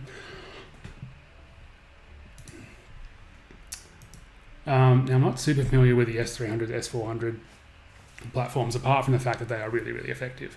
I think I mentioned before that my sort of area of interest and where I have the most knowledge is sort of late Cold War to early post-Cold War areas. So I know a fair bit about the SA series, and I'm sure that these have been given SA numbers as well. But when it comes to S400s and S300s and stuff, I'm sort of a little bit behind. I do know that they're a huge threat though, and they're very effective.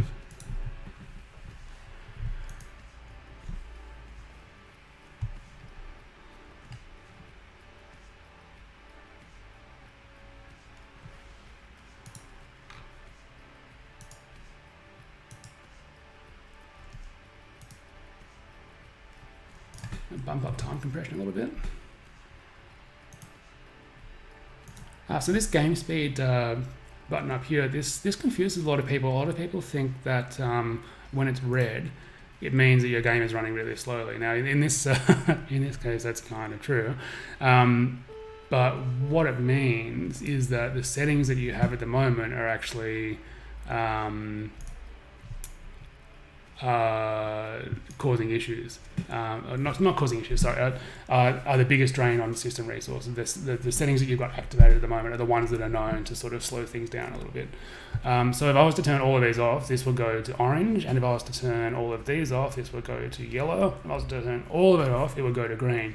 Now, in a smaller scenario, I could probably have all of them on and have a red game speed button, but have everything running absolutely as fast as it can.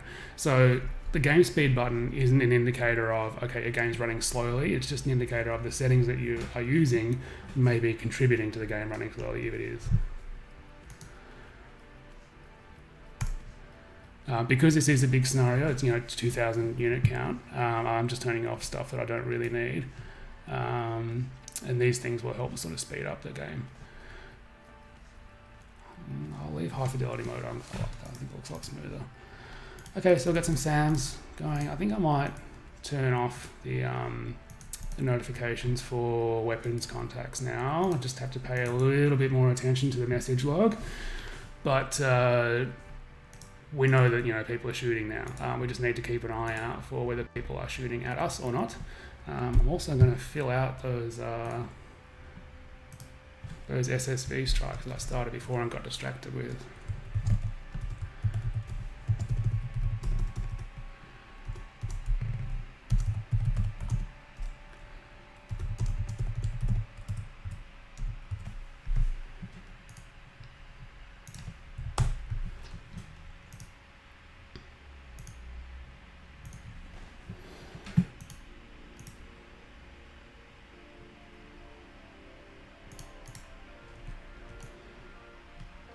Okay, so I'm going to set these to inactive.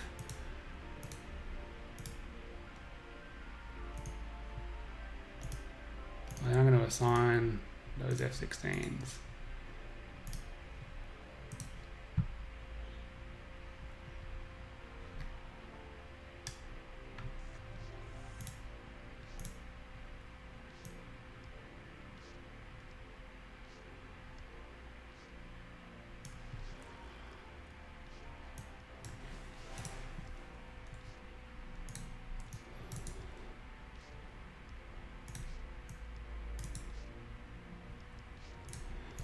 So we've got 3 groups of 2 and one in reserve in case there's something else that pops up, or one of the strikes isn't successful, which is possible with Mavericks. It's certainly possible.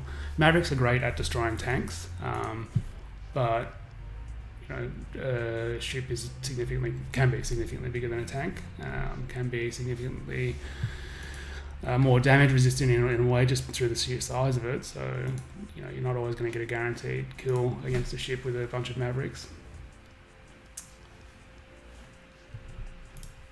I think something that took me a little while to realise when I started playing Command is that when you first hit a ship, in many other games, and often if you hit with enough ordnance in Command, we kind of, being used to playing computer games, we kind of expect it to disappear straight away. That's not the way that things work in real life. We know through experience in the Falklands and some other conflicts where vessels have been hit with missiles that they don't tend to just disappear straight away. It actually takes them quite a while to sink. So often in Command you'll hit a vessel with missiles and it'll start fires, it'll start floods, but you won't know that unless you do proper BDA, battle damage assessment. So what's important is, first of all, to do proper BDA, to follow up your strike with proper BDA to see whether it was effective or not, but also just to be a little bit patient. So maybe, before you start sending out another strike, maybe give it an hour, or 2 hours and see whether that vessel stops moving and drops off the map eventually. Because it can take a little bit of time for a vessel to sink.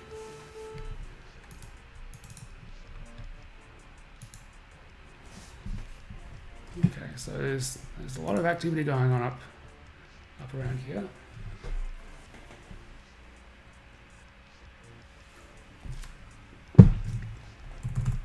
Nothing that directly involves us yet. So I'm just going to speed time up a little bit, see how our heavy hitters are going on their way in.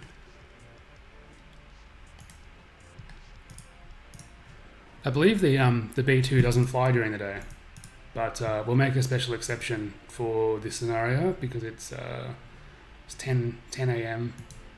local time.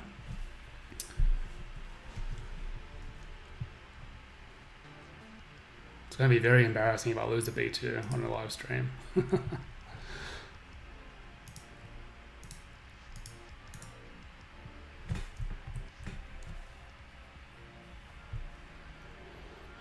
So I think with a big scenario like this, it's easy to get sort of daunted and feel a bit overwhelmed at the start. But as you can see, I haven't really done all that much. I've just sort of worked at a slow pace, and I feel like I've got things under control.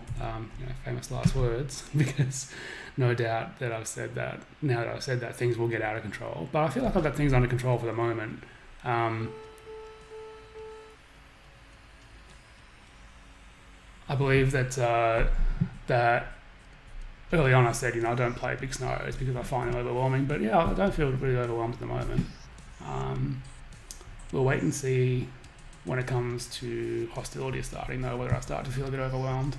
But the great thing about, Command as a game compared to real life is that, if things are getting out of control, you can always pause the game and sort of issue orders from there. I know of at least one person who plays exclusively in real time, and that means no time compression, as well as no pausing. So that's a play style that it's pretty impressive, really. I mean, it takes a lot of patience. So to sit through this scenario for a day and 10 hours of real time is pretty devoted.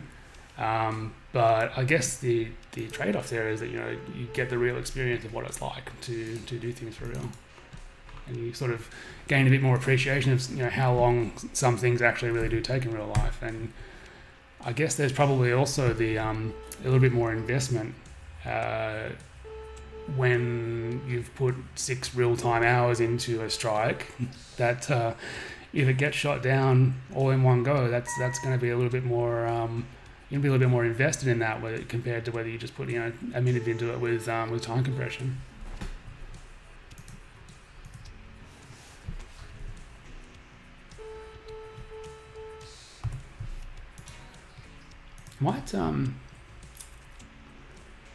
We've got tankers on station here.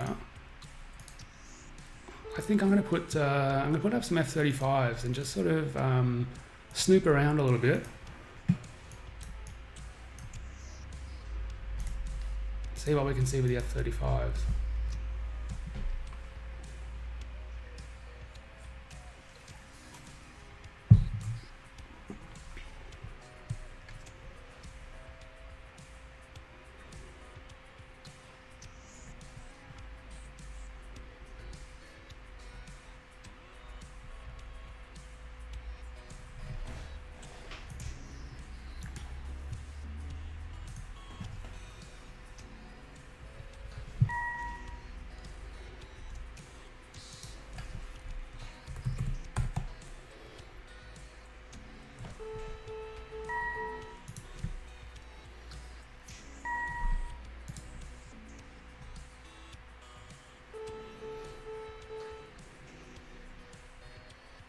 So the chat screen on my browser window is running off the bottom of the screen. Let's see how to fix that. No, I can't. But it looks like 12EG is saying that the missile explosion is not usually what causes a vessel to sink. It's the ensuing fires and flooding, and that is very true. That was very much the case during the Falklands War. That I think a lot of the Argentinian weapons were actually duds, but they still sank vessels because of the kinetic energy, as well as spreading fuel and starting fires, as well as flooding. So yeah, that's very true. It's often not the explosion that does the coup de grace, although certainly the explosion isn't good for the ship. And I think I've touched on that before as well with the Russian and Indian joint developed BrahMos missile. It's the size of a school bus and it's high supersonic. So, just the kinetic energy alone of that thing hitting a vessel is probably enough to do the vessel in even without a warhead, and it's got a pretty hefty warhead on it as well.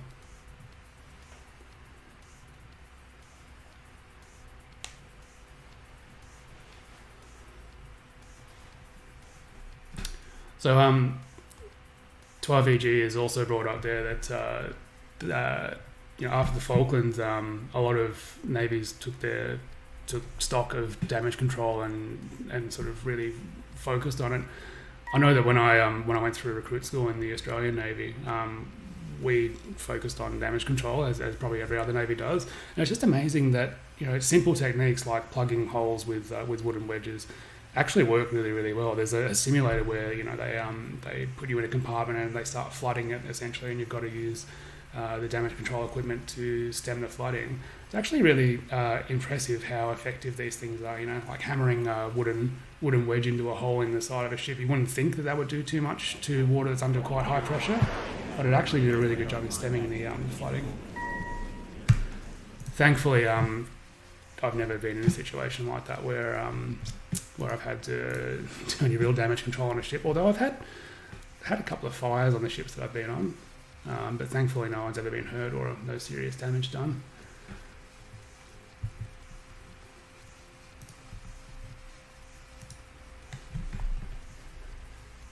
Okay, so our lightnings are up. F-35s. So it seems like no one really calls them lightnings. F-35 seems to be the most common name for the F-35. I wonder if they'll end up being like the F-16s, where, you know, no one calls them by their normal designation. They get a nickname like a Viper.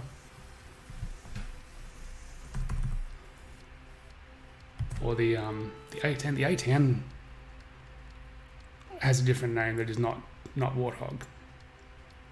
I have to look that up later on, but the A-10 also is another one that, you know, is called something completely different to what it actually is generally called.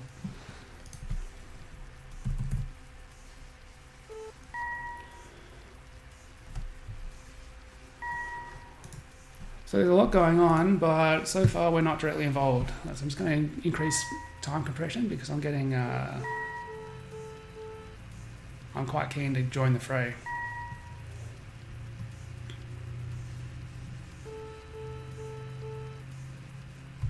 Oh, is that attacking us? Or our allies? No, it looks like our allies might be in close proximity with... they're probably doing a bit of advising, in quotation marks there, and being attacked by Su-25s, the flying tank.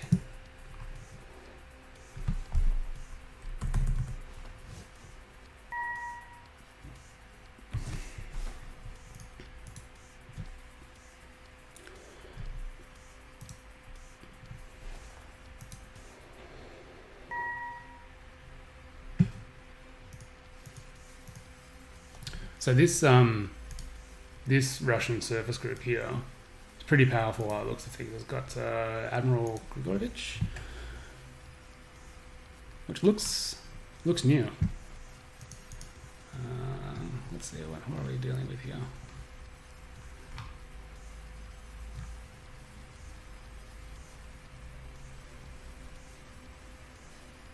Yeah, it looks pretty capable.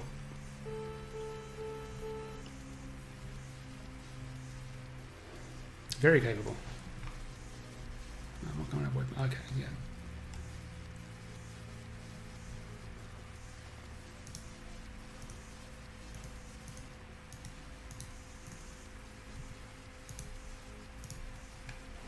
The Moskva. When I say Moskva, I always think of the carrier, but that's not it. It used to be Slava.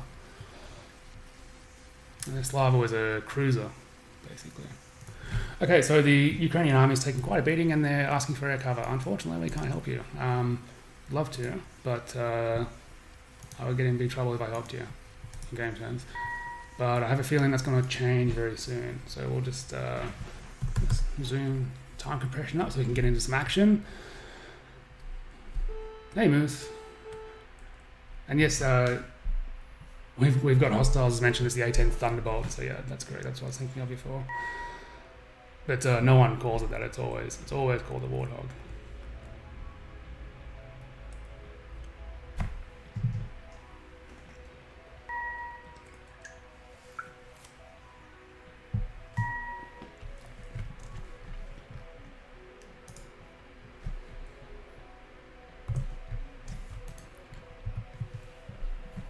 So these guys are only 2 hours away from being in the fight or in the operational area, and considering their weapons range, you know, that's probably about right. So 2 hours away. Yeah, okay.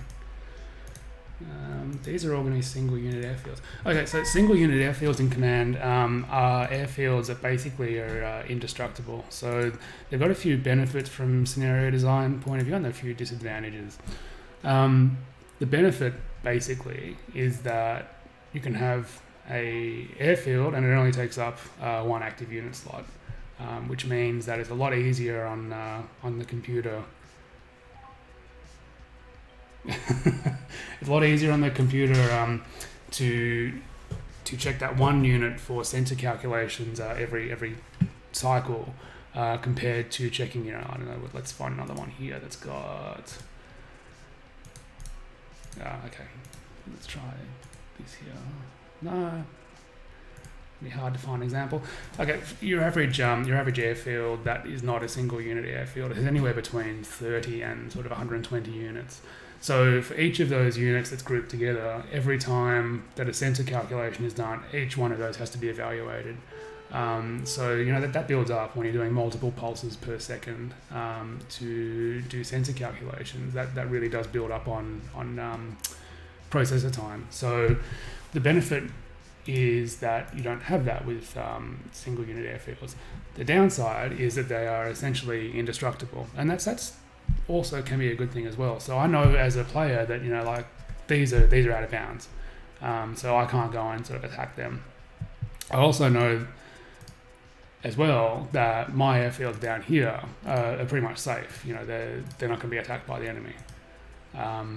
It can be a bit of a giveaway from a scenario designer's point of view if all of your airfields are single unit airfields except for one which is really well detailed. For the player's point of view, you're probably going to look at that and think, okay, that's going to get attacked at some point.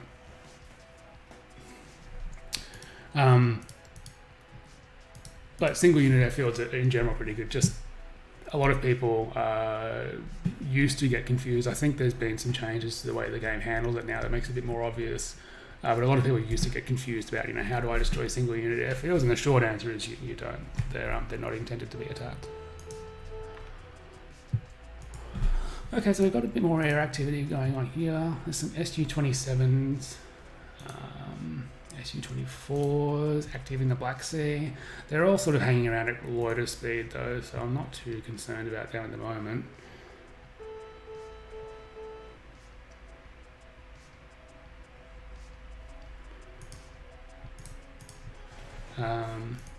What are these guys up to? They're sneaking around towards the flank.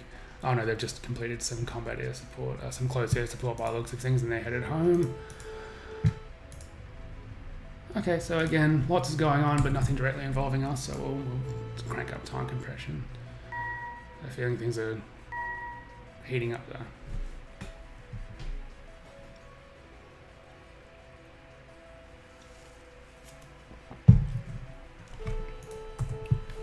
Okay, so we're receiving strategic intelligence that Russia may commence hostilities with NATO. We're authorised to defend ourselves, but under no circumstances should we fire first. If fighting should break out, we're authorised to destroy targets in the Crimea, but not in Russia itself.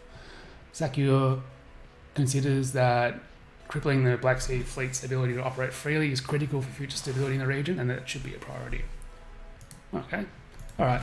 We just received a message from NATO HQ at Shape. There is outrage that Russia has commenced hostilities with NATO. Okay, so they must have commenced hostilities with us. We are authorised to defend ourselves with all available forces. We are authorised to destroy targets in the Crimea, but not in Russia itself. Again, considers that crippling the Black Sea's ability to operate freely is critical for future stability in the region. That should be a priority. All right, so that's basically green light. We've been given the green light to launch offensive operations, and that's good. I've got an hour's worth of offensive operations before we have to wrap up. So let's start off by activating these SSV strikes. Get rid of these SSVs, and hopefully our surface vessels will sort of live a little bit longer when they haven't got tattletales shadowing them, telling the enemy where our forces are. Also, let's get some TLAM action going.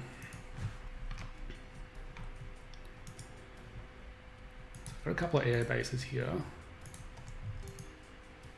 Don't want to attack that. Wouldn't mind attacking that. Okay. So I'm going to basically launch a pretty massive Tomahawk missile strike against the Crimea Peninsula, the Russian forces down here. I'll just see whether there's any sort of targets of opportunity that I want to get at the same time. Not right now. I'm going to use the actually, is it TLMs?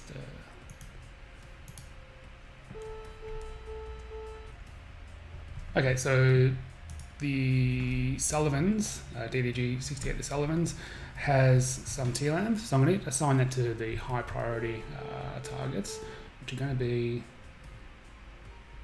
this missile brigade here. I'm actually curious about what this missile brigade is.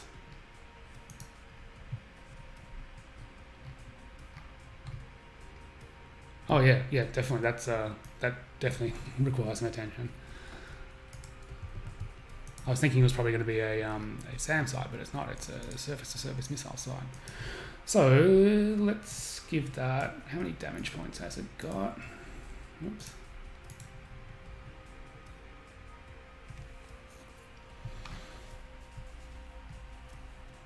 Zero. Okay, so it's going to be pretty fragile. And looking at it, that makes sense because it's in a revetment, but it hasn't got any armor. So let's allocate 4 TLAMs. And 4 is overkill, but I don't think that they will all get there. So we'll allocate 4. And this is a good way to show how, a good opportunity, sorry, to show how missile point plotting works. So I'm going to set the course for the TLAMs to avoid that Russian surface group and avoid this vessel here. So I'm going to go there, then probably scoot in that way, and then come in straight off the coast there. Hopefully that will mean that the cruise missiles don't get detected until the last moment, which will increase their chances of getting to their target. But realistically, there is a lot of air cover here, so I'd be surprised if a fighter doesn't pick them up just coincidentally and then destroy them. So we'll see how that goes. This is kind of a test to see what their missile defense is like. One of the benefits there as well, that every SAM they expend attacking these Tomahawks is a SAM they can't expend to defend against the next wave. Okay, so press ESC and that clears that. I will close this and then we'll automatically launch our SAMs. Now this almost feels like cheating how many Tomahawk missiles these guys have got. So 56 plus 154, so what's that, 210 between the two of them. That's just massive.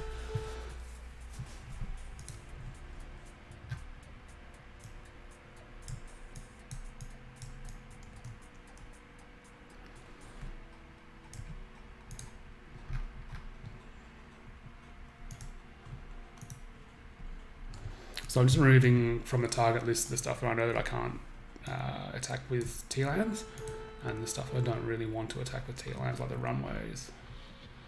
Although, you know what? With so many TLAMs, I actually will attack the runways.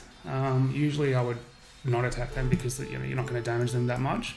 But if I can get a TLAM, a lucky shot in and damage a runway, then that'll put a airbase completely out of action.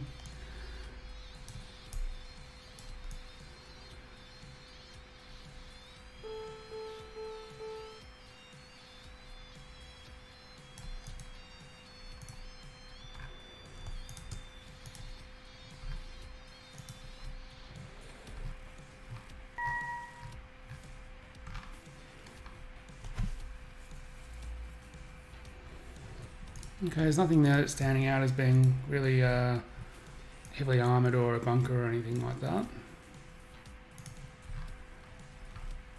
I'm not that interested in attacking the naval base.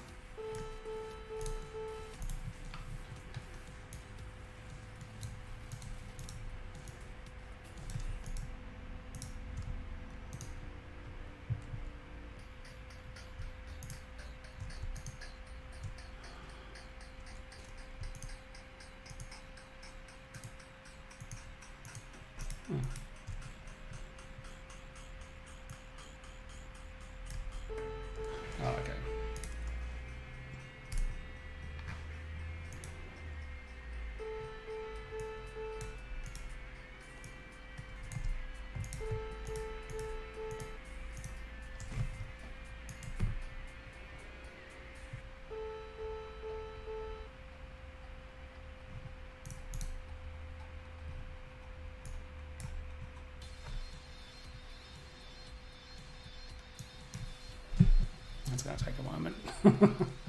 So I'm allocating so many weapons all in one go.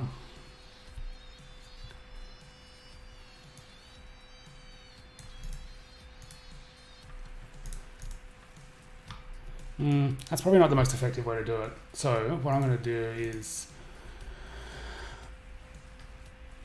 really quickly get out of there and press Control E. Pause first, because otherwise this is remember how I said before it's not a good idea to leave the game running while you're doing manual allocation, because I almost launched all of those missiles at targets that I'm not really interested in targeting. So I've just pressed Control E, which will clear their target list. So when we go back in there, it should show that everything has sort of been deallocated. But I just want to show you where that is, and that would be disengage, drop all targets. So Control E. The other thing I need to do as well is set side doctrine back to tight. And in fact, no, I'm going to stick with tight. I was thinking about going to free fire, but I won't do that because we've got friendlies in the area as well. I don't want to be, shooting down Ukrainian aircraft or blowing up their vessels.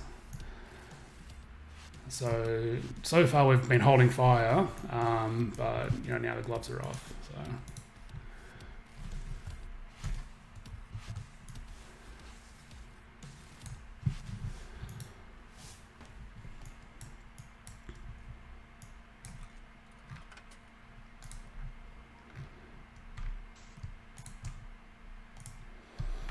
So I'm just going to clear out the sort of lower value targets here, like the tarmacs.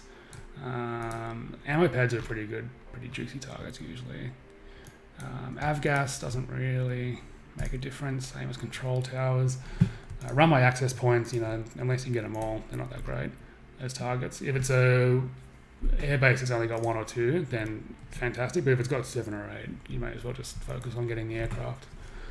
So there's a bit of, I won't say controversy, there's differing opinions on what the best way to take out an airbase is, and my opinion is that the best way to render an airbase ineffective is to kill their aircraft.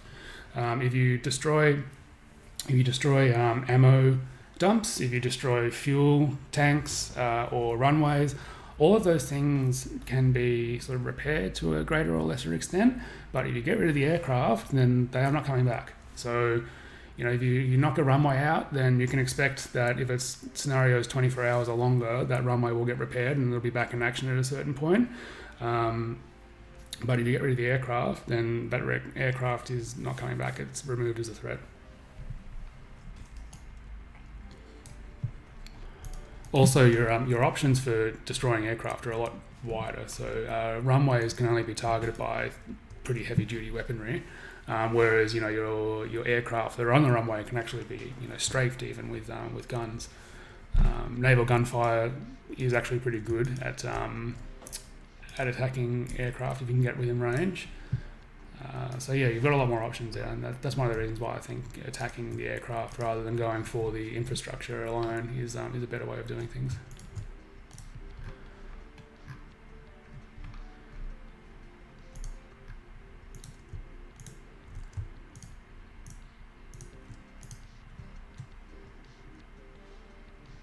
Oh, hey Gunnar, I was just saying before how much I enjoy your scenarios, and this is the first time I've played this scenario, so it's I was a little bit overwhelmed at the start with the scope of it, but I've managed to so far okay. Really enjoying it so far though.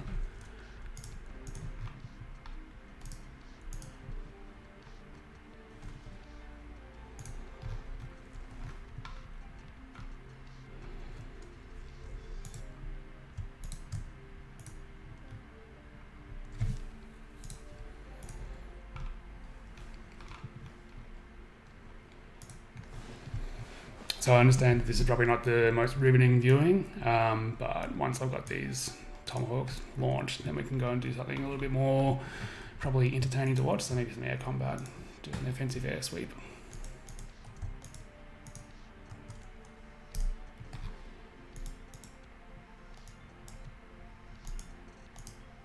Okay, so that seems like a more reasonable target package.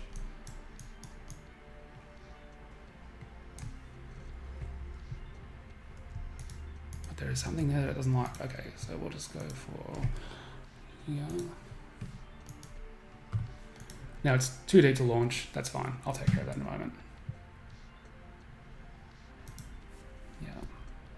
So 45 allocated there. Each of these radars can have 2 allocated. Each of these, how many we got left? Oh, still got 100 TLAMs left. Each of these, you know what? Each of these, how many are there? There's 4. Each of these can have, let's say, 10 TLAMs allocated, because they're going to be tough cookies to crack. And if I can do it with TLAMs, it beats the heck out of losing aircraft to those SAM sites. The other thing is, even if the TLAMs don't make a dent, they're going to have to expend some SAMs to defend themselves. So it'll increase the odds of any follow-up strikes being successful.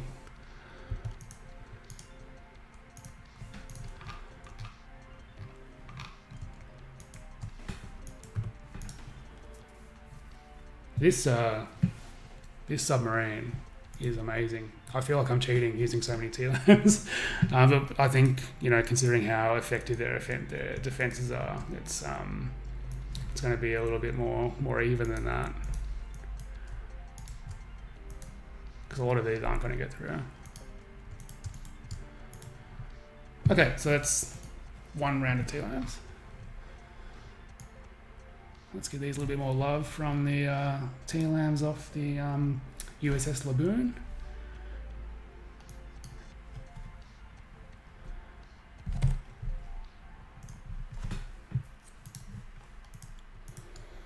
It's probably overkill, 20 TLAMs for each, but you know, I really want those gone.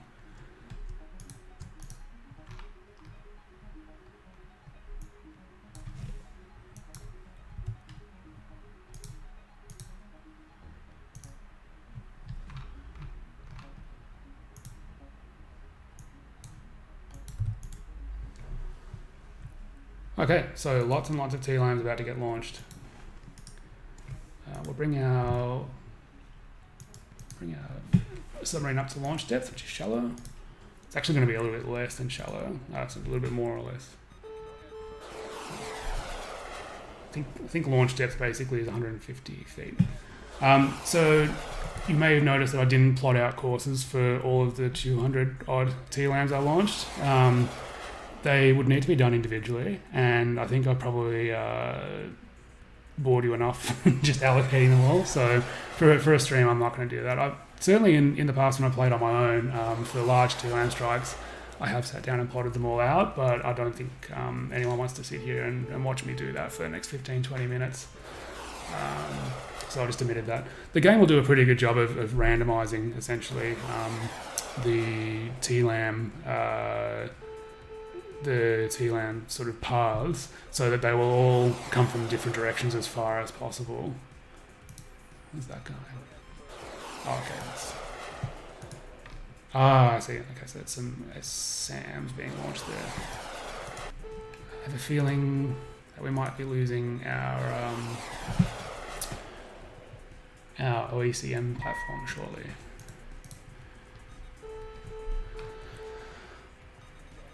Now, what did I say a moment ago about not feeling overwhelmed? Almost take that back. I think it's just because of the sound effect that makes me feel like there's a lot more going on than there actually is.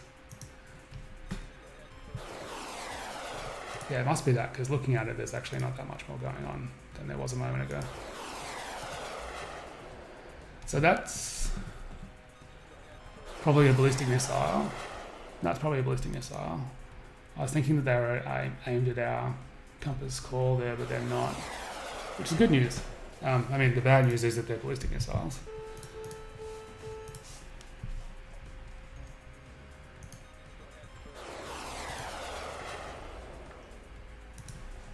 Let's see what we've got in the way of anti-ship strike assets here. So these guys are taking off with the Mavericks. The Mavericks are appropriate for attacking that surface group. Joint standoff weapon might do it. Slammer is probably a little bit more appropriate. How many have we got there? Eight slammers. That's going to be a drop in the ocean compared to that surface group. If we can find any surface vessels that are sort of off on their own, those 8 slammers is going to be handy, but not against a group like that. Although one of the tactics that is viable against a really heavily defended surface group is to just hit them with continuous waves of missiles, and much like I was talking about with the T-LAMs, even if they don't actually scratch them, every time that they have to defend, they're wasting their ammunition, or bringing their ammunition stocks down. And the advantage that an aircraft has over a ship is that an aircraft can fly back to base and rearm in a matter of hours, whereas a ship, to replenish its SAM stocks, has to go back to port, and it takes probably days to do that. And you can get essentially a mission kill on a ship, because at a certain point the captain is going to go, okay, well, we've only got 20 SAMs left out of the 60 we left port with. There's going to be another raid coming in probably 6 hours. We should probably go home and restock, otherwise we're going to put the ship at risk. So it's essentially a mission kill, because you then send the ship home. And I think that's going to be what warfare sort of gravitates towards in the future, because at the moment, it's not like the 70s and 80s where you can get through a warship's missile defense systems pretty reliably. Unless you catch them off guard, now you're looking at sort of multiple ways to get a missile through.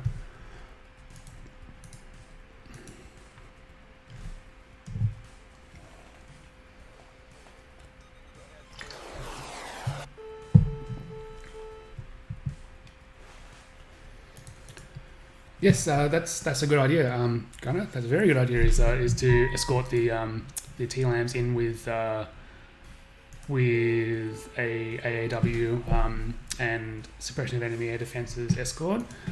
I feel like I've kicked the hornet's nest now. There's heaps of stuff going on, but I think that's going to be a good job for these guys out of Merzifon. We've got some harms there, AMRAMs. Yeah, this is a perfect job for these guys. So those T-LAMs are direct path, 600, they're about an hour away. Hour and a half. So they're a little bit of time to go there. What we could also do is just do a bit of an offensive air sweep using our more effective assets like the F-35s and F-22s, and maybe clear out that airspace a little bit.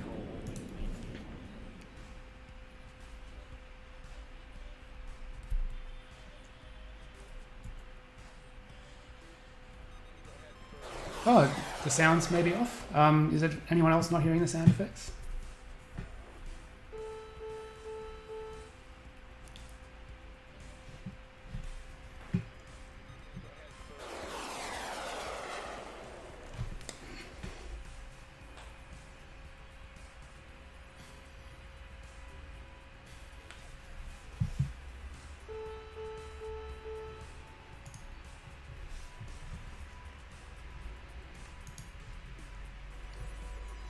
I do have different sound effects, so I've modded them a little bit, because these ones are just a little bit more to my taste. So the missile alert default one has caused a little bit of domestic issues around the house, because it gets on my partner's nerves. So I've changed out the sound, so maybe they're a bit different to what you're expecting. But if there's issues with the sound, I'll see what I can do to sort that out.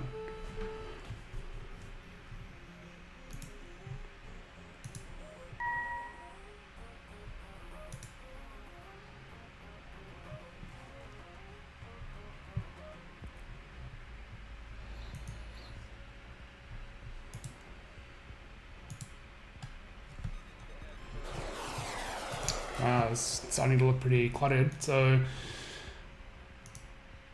we'll put up the rest of those F-35s.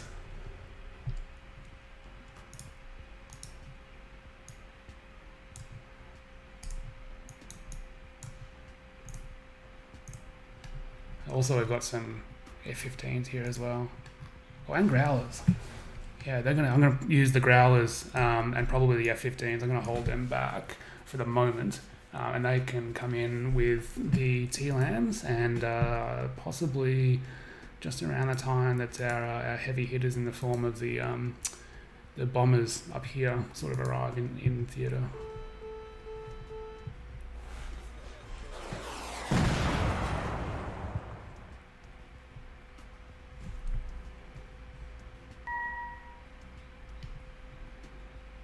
Oh, no problem.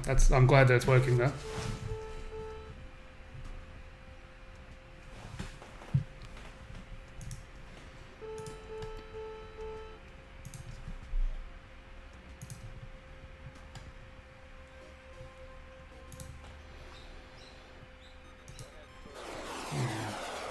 So I'm going to move our compass call back a little bit. I mean, probably not back enough to make a huge difference, but it's going to make me a little bit more comfortable. I just feel like they're a little bit exposed out there. So still got heaps and heaps of TLAMs being fired off. This is the waypoints that I mentioned before when I was talking about the allow off-axis attack. So I'm just going to drag them to make them a little bit more to my liking. There's probably not going to be much difference in terms of effect.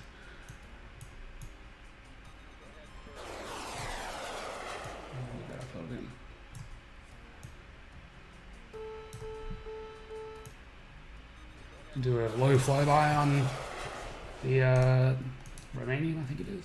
Romanian. The Turkish Perry and the Aleppo can do a low pass on the way home, presuming they go home.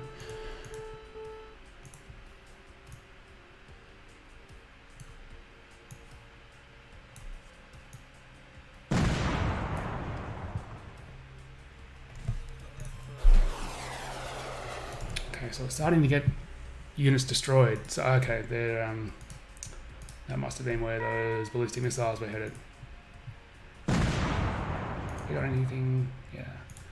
I'm going to launch these guys. I have a feeling they're going to be homeless pretty soon. You're not homeless, destroyed. So they're going to get rebased to a different airport. I was mentioning before, Gunnar, that I really like the fact that there is alternate airports in this scenario. It gives you a lot of options to do things a bit differently than you might do otherwise. That is just insane, the amount of tomahawks that are coming out of that submarine there. It's still not even halfway. Wow.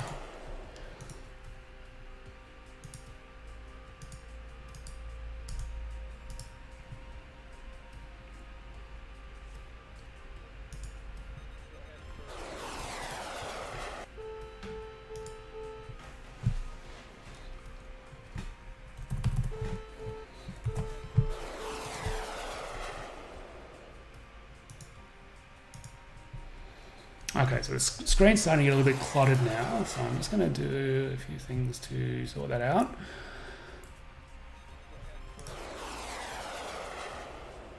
I was thinking about setting up the message log so it's in a different window, but I realised streaming that's not going to work out that well. So I'll leave it where it is. But to do that, all I would need to do is press Control-Shift-M, and then it comes out to a different window there, which you can see. If I just close that, then it'll go back to here. Some people I know have actually hooked up a tablet to their computer and run their message log off a tablet, so that's what you can do. I actually bought myself a Surface Go to use as a second monitor with the intention of doing that, but I haven't gotten around to it yet. So maybe after I finish streaming today, I'll give that a shot. But yeah, having the message log in a different window can sometimes be really good for just focusing on what's going on the screen. There is also the option to have a semi-transparent canvas behind the log to make it a little bit easier to read. I tend to leave that off. The reason being, it's just that it's a relatively new option, and I kind of got used to Command being the way it was when I first bought it. So I don't know, just kind of, unless something I find is a dramatic improvement for me personally. I tend to just leave the way things were when I first got it, because I'm already kind of set in my ways after, like only 2 or 3 years.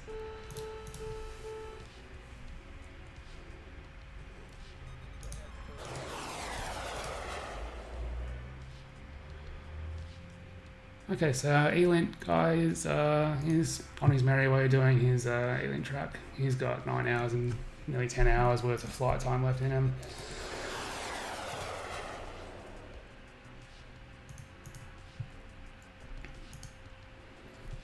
I would be keen to get the U2s up to have a look at what's going on, but I think I'll save them for doing battle damage assessment. They are just they're too valuable and a little bit too fragile to send in to do recon work in a hot zone. So I was talking before about battle damage assessment. I think once we've cleared out the SAMs, or reduced the SAMs threat significantly, that would be a good time to send in the U2s to see what is left and see what follow-up strikes need to be targeted.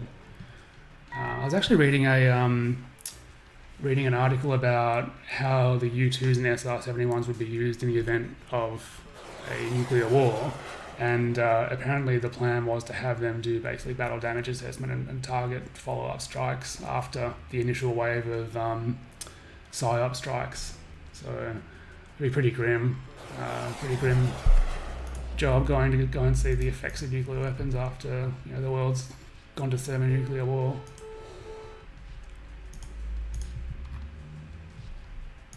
We've got so many assets to use here. I'm intentionally holding them back for the moment because I want to see that we get as much effect out of this Tomahawk strike as possible without really risking our manned platforms wherever possible. I think that's sort of consistent with real life doctrine. I mean, if you can get a job done with an unmanned platform or a weapon, and not put anyone at risk, or any of your own guys at risk while you're doing that, then that's probably the way to go versus putting your own men at risk, because the weapons are replaceable to a large extent, but people aren't.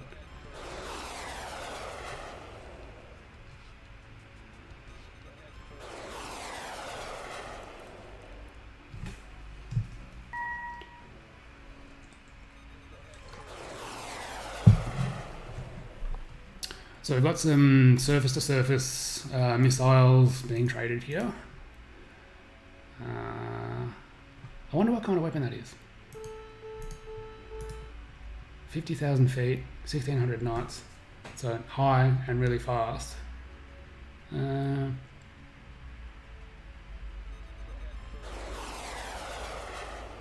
Does anyone get any idea what this could be? Obviously there's going to be one person who definitely knows what it is, but has anyone else got any ideas of what these missiles might be?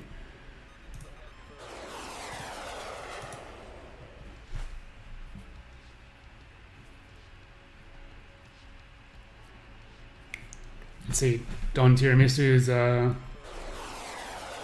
having a lucky streak with the roulette mini game there in chat. I think maybe with so many winnings, Casino Security's going to want to have a chat to you before you leave.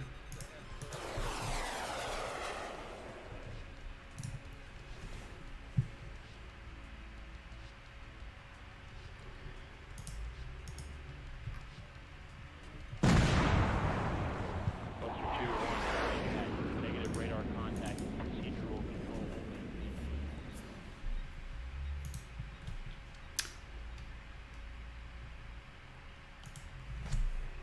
So let's go looking for some trouble.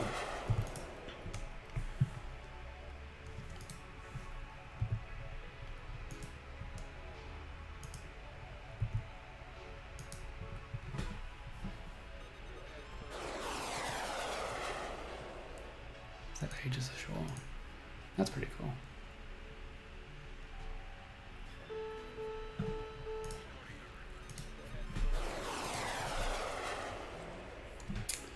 Yeah, so Good Elgin just asked whether it is possible to coordinate multiple attacks. Yeah, it definitely is. So the way to do that is to basically use the mission planner and use the activation times to coordinate that. With a bit of fine tuning of changing the courses and sometimes changing speeds, and you can get some pretty accurate time on target attacks. Like in real life, it does take a bit of finessing. There's just trying to make sure I don't say anything I shouldn't say, but there are some plans to make that easier in the future. But yes, for the moment, it is certainly possible, and it's not particularly challenging to get a reasonably accurate time on target attack with multiple flights of aircraft. I think I mentioned before I might do some YouTube tutorials during the week for things like lure in command and other things. That might be a good quick tutorial on how to do a time on target attack using the mission planner.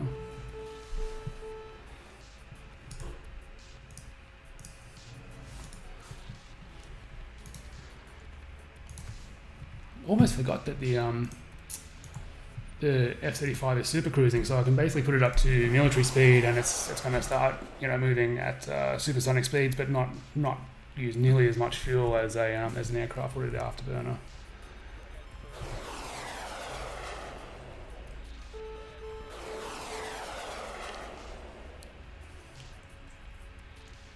So many missiles being traded. It's hard to keep track.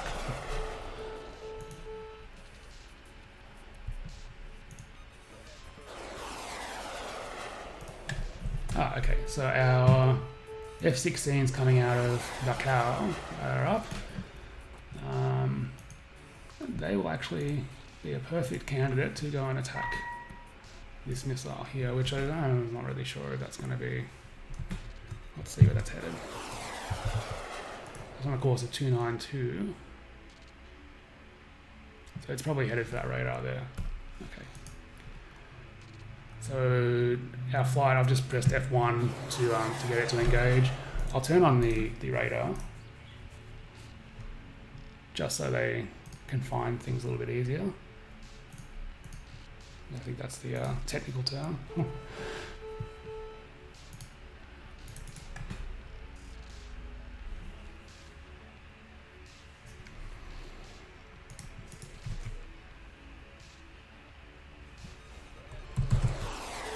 So we've got about half an hour left in the stream, and we might, depending on what's going on, I'm not going to sort of just halt. It's 3 hours on the dot, but we'll see if we can get into a little bit more trouble and see if we can get some air combat going on before we wrap up the stream. But certainly a lot more going on in this scenario purely because of the scale. Compared to last week. Last week we managed to get in a strike, but I think probably because it was my first stream, I was being a little bit overly cautious. I think with the streams, I've got to sort of push myself to be a little bit more aggressive than I would be in normal play, just so we can get things moving. Because otherwise, I'd be playing it safe and sort of skirting around, doing recon, and not actually doing anything that's interesting to watch. I wonder if all of our TLAMs have cleared tubes yet. Nope, still about only 2/3 of the way done. Wow.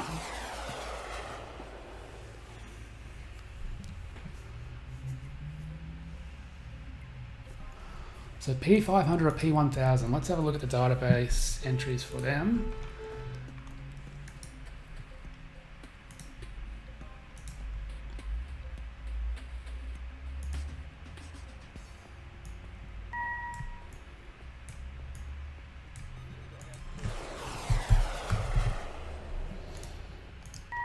I hope it's not nuclear.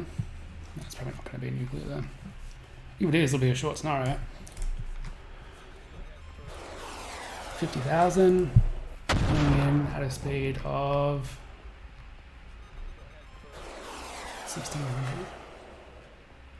think we might have a winner there, P1000s.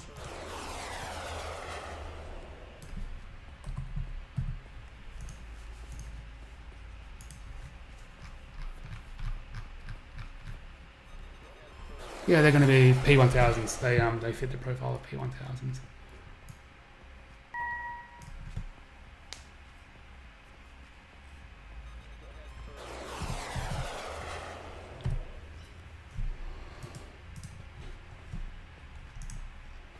I've noticed that there are very few scenarios that deal with nuclear weapons. I think even within the sort of virtual wargaming community, nuclear weapons are still a little bit just taboo to include on a regular basis in scenarios, and they tend to be pretty apocalyptic when they are included in scenarios. There's very rarely the limited strike, although in the Northern Inferno DLC, Paul Bridge did include a couple of limited strikes, and I think that was kind of the doctrine in the 70s, which is when that was set. But as the scenarios are set in later times, more and more it just seems like if any nukes are introduced into the scenario, then it's almost like an instant lose, or everyone gets blown up, which is probably pretty accurate. But it's just interesting to see that even in a simulation, we still find that nuclear weapons are a bit taboo. So Gunner has just asked if I use the control and number key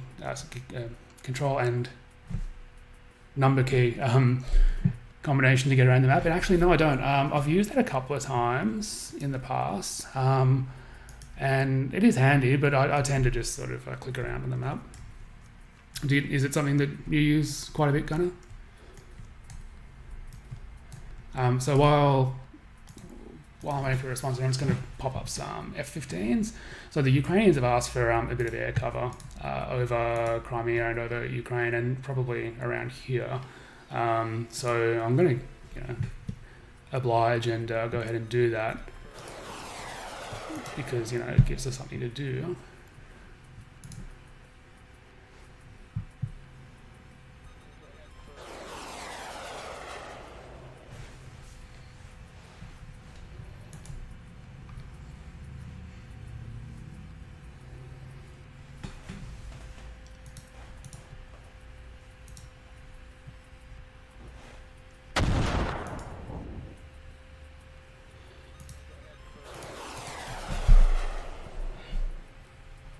So earlier I sort of I looked at that surface group and thought, like the Mavericks aren't going to do anything.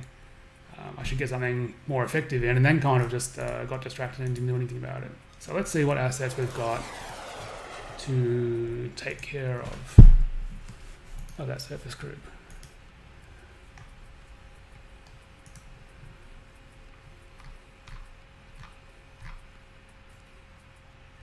Yeah, Jacksons are cool, but they're not good for, as in they're not effective against surface vessels.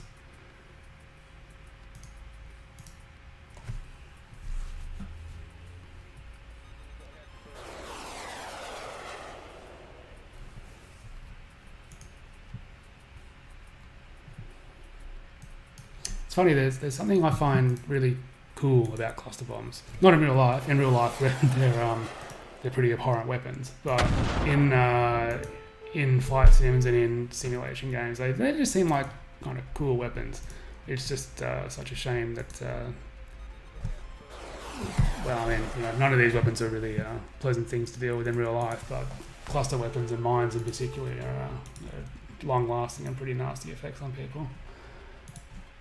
But I think in these sims and in flight sims, I really like low-level, fast attacks. So I think that's probably why I find cluster bombs would be pretty cool. The F-111 in particular, like really low, really fast, drops its bombs and is 5 miles away before the time they hit the ground. It's pretty cool.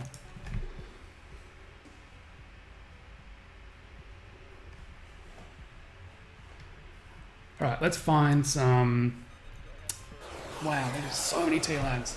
Let's find some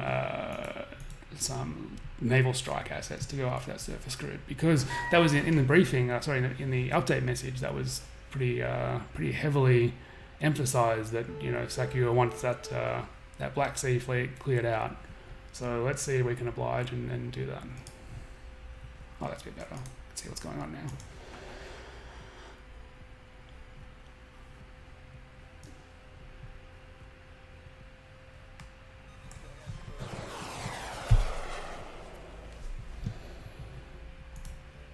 So again, just selecting all of the airfields in one big band, and then pressing F6 will bring up all of our aircraft. You know what I could do? I could actually bring up that PowerPoint again and see if we can find some aircraft that are appropriate that way.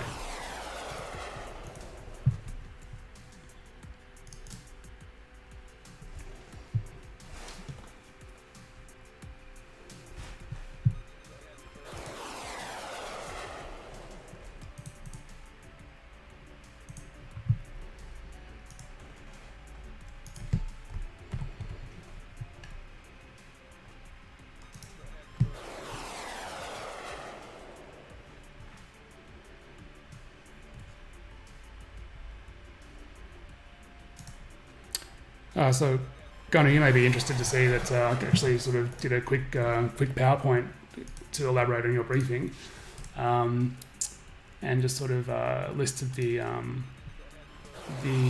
platforms that you've put into the scenario just by geographical region, just so that could be a little bit more interactive to do it on the stream. So what I'm doing here is I'm just looking for something with naval standoff strike. So I've got these tornadoes at Getty, which is just there. We've also got, okay, so this is going to be probably what we're after here, is the 12 F-16s.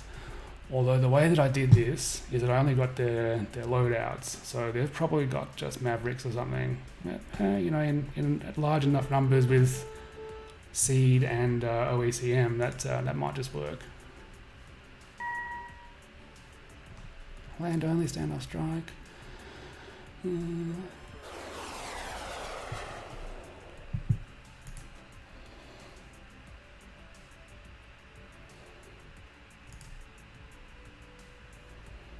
Okay, so we've got some at Akinchi and Aviano. They are looking like our main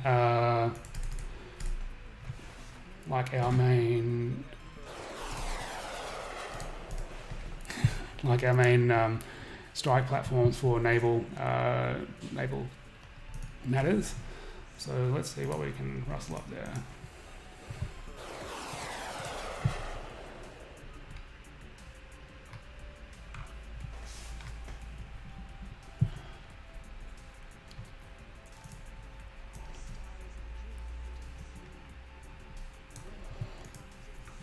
Slammers. Okay, so that's good. But again, there's not very many of them. Okay. And JSOs will work.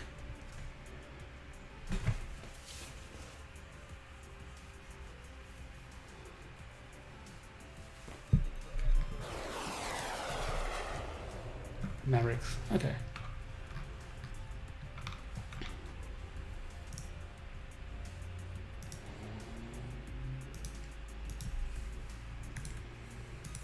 Alright.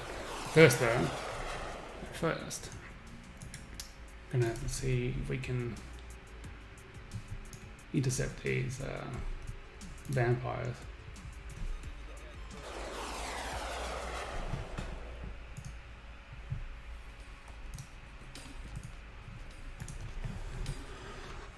So the rest were at Aviano.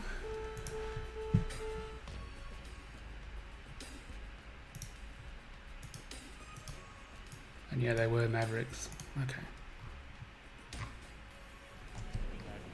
Buster 2, negative radar contact, procedural control only. I feel like it's borderline suicide sending Maverick equipped aircraft after that surface group. You have got a submarine though. That's not even going to get close before the end of the stream though. Managed to combine our forces fairly well there. The Romanian, yeah, oh, they've got some. Oh no, they're SAMs. I was going to say they might have some really cool Russian or Soviet origin SSMs, but no, they're all SAMs. Exocet, good combat record, but quite short ranged. 23 nautical miles, which is very short range for a modern SSM. The Venerable Harpoon, but I've only got 8 of them. Make that 12. Okay, so we're starting to get hit somewhere now. So 20 harpoons coming from the surface units, plus the 8 from the slammer carrying aircraft might be enough to like hold these guys at risk, but I'm still 75 nautical miles out of range there, which is in 3 hours.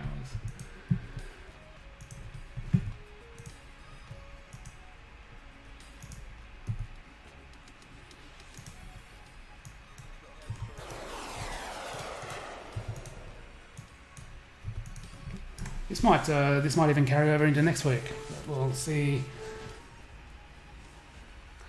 We'll see how the feedback is. I mean, if you guys want this scenario to carry over next week, then happy to do that. If you'd rather start a fresh one, then that's fine as well. It's really up to you guys. Because I enjoy playing Command no matter what, and it's even better that I get to do the streaming and interact with you guys. So let me know either in the chat here, because I'll hang around for a few minutes after the stream ends, or on the forum post on the Command Matrix Games forum. Let us know whether you want this scenario continued next week, or if you want a fresh one started. And also any feedback, areas for improvement or stuff that you particularly liked, it'll help us sort of fine tune this for you in the future, so it can deliver an even better product.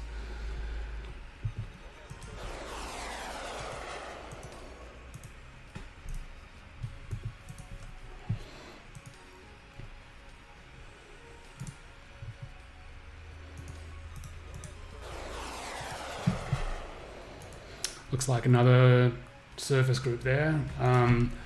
Now there are more vampires coming in. So I'm not gonna divert the F-35s to take care of surface-to-surface missiles, but I will quite happily divert F-15s to do that. So they're going to go to Afterburner, and I'm also going to launch their counterparts, their friends back at base.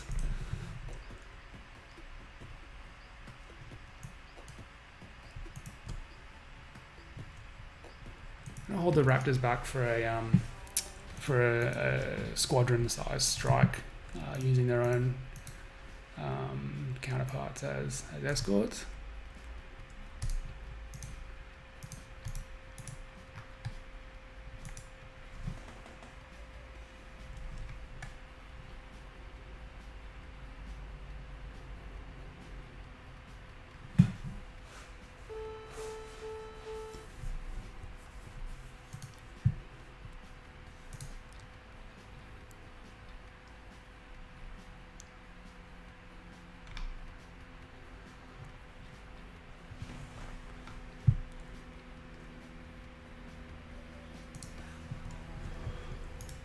Wow, that is. I know I keep saying it, and it's probably getting a little bit old to hear.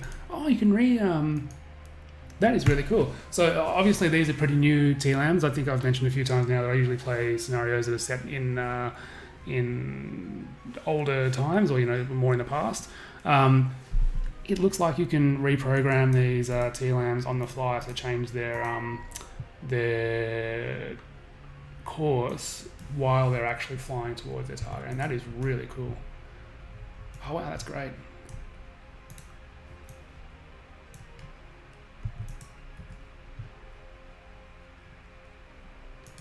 I wonder if there's any towns around here, because there's probably going to need, if there is, then their local dry cleaner is going to be, rubbing his hands together with glee, because I think everyone that lives there is going to need a change of underwear after all these TLMs fly over.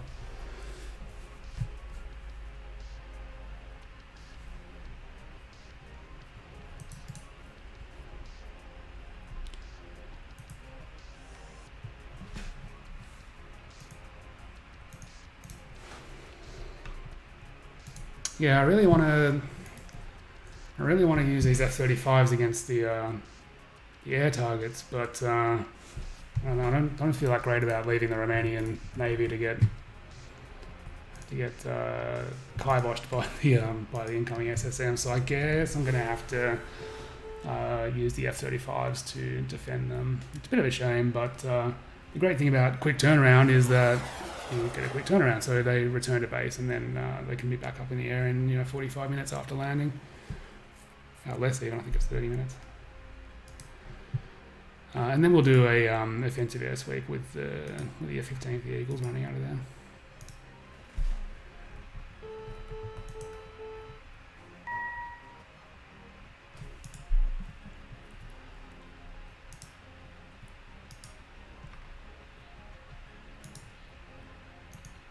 Yeah, bombers are still lumbering over. So even though this is a really big scenario, I don't really feel overwhelmed, because running it real time on a map of this scale allows you to sort of sit back and even though things are happening, you've got time to respond to it. It would obviously be very different for a real commander, because there's things like inherent delays in giving orders, which would make things so much more complicated. But the great thing about command is that it places you, in command of all of these units, and you've got, up-to-date information from all of them straight away. Unless the scenario design has been sneaky and or crafty and altered that. So I did that for a few of the silent service scenarios. I'd sort of added in delays and also abstracted a few things so that you might have a satellite, but it's only going to be available if you come to periscope depth, and even when you do, it might not give you fantastic information. So there is certainly ways to model that, but in general gameplay, it's really cool to have all of this information fused into a good picture of what's going on.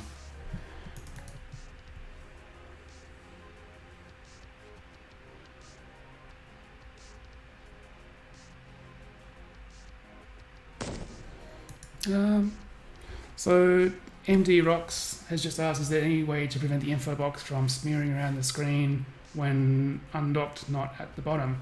I'm not sure what you mean by that. Do you mean when it's on the cursor that sort of that there's some lag or there's some artifact? Or do you mean that there's a lag or artifact with it here during the stream now?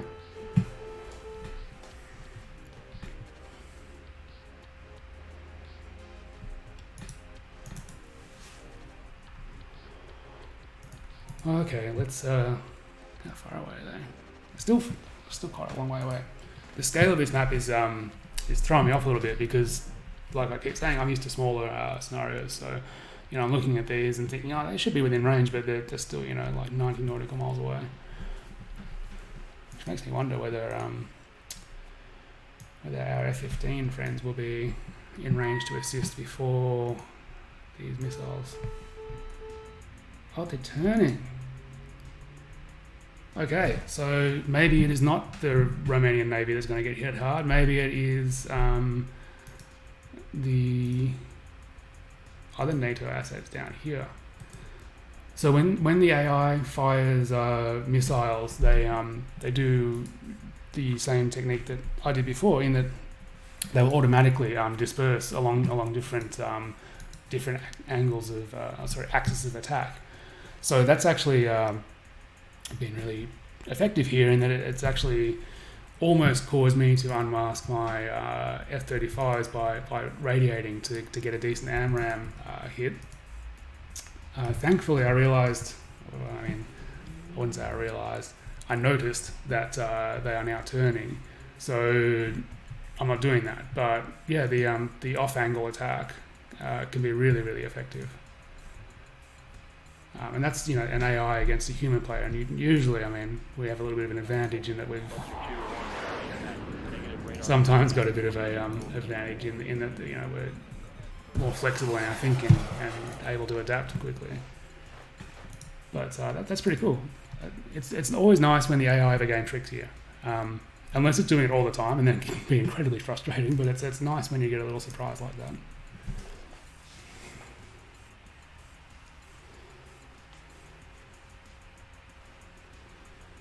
So DM61 has just suggested that we use the chopper on the Duncan against one of the SSVs. I've actually got some F-16s flying in with Mavericks to take care of them. So if the Duncan, if the SSV doesn't get taken down by those Mavericks, I will launch the helicopter. But I'll just hold it in reserve for now. I might actually, if that is a successful strike, I might re-equip that with ASW gear. And you know what I've actually been really, really blasé and foolish about is that I actually really haven't put any ASW measures in place. And in the briefing, it was emphasised that there is a really high threat from diesel submarines, the Russian Kilo submarines. So I think at the moment the priority should be to get all of my units together, my surface units together, so that they can provide mutual protection. But I also need to be aware that, you know, there's Russian diesel subs out there, and one of them could pop up in front of me and put a torpedo into one of my ships. So we mentioned in the last stream that a good tactic for countering diesel subs is to make regular course changes and to move at high speed. The reason for that is that a diesel sub is fairly limited in speed compared to a surface warship or a nuclear sub. So for them to get into position to fire, they pretty much have to be right in front of you anyway. They have to get into position ahead of you and wait for you to sort of drive over them. If you're moving fast, it means that they have less time to get into position. And if you're constantly changing course, it means that it's very hard for them to predict where to get into position. And that goes for AI and human players. So a good technique to avoid getting bushwhacked by a diesel submarine is to increase speed and start doing a bit of zigzagging. Now, the trade-off there is that if you increase speed to flank like I have, you are not going to hear anything. You know, you could be right on top of that diesel submarine and you are not going to hear it. You might not even hear a torpedo launch. The upside is, though, that it gives you a lot more survivability compared to, you know, plodding along at 5 knots, listening out for something you may not hear anyway. But if it does know where you are, and it's going to, and it is going to because of all these other assets, then it's going to get in position and be waiting for you when you arrive. So yeah, definitely in this situation, better to move a bit faster and change speed, change course, and hopefully that will keep us out of trouble. I'm actually going to keep you a little bit different.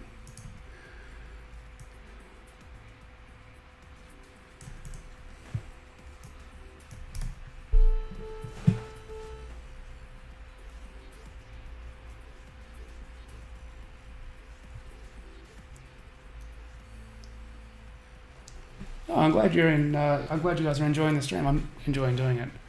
I think I mentioned earlier on that I only had like 2 hours of sleep last night, so I was a little bit worried that I wasn't going to make all that much sense, and, you know, probably be a little bit dopey. I'm not saying that's not the case. Maybe I have been a little bit dopey, but at least it's entertaining for you guys. So I'm glad you're enjoying it.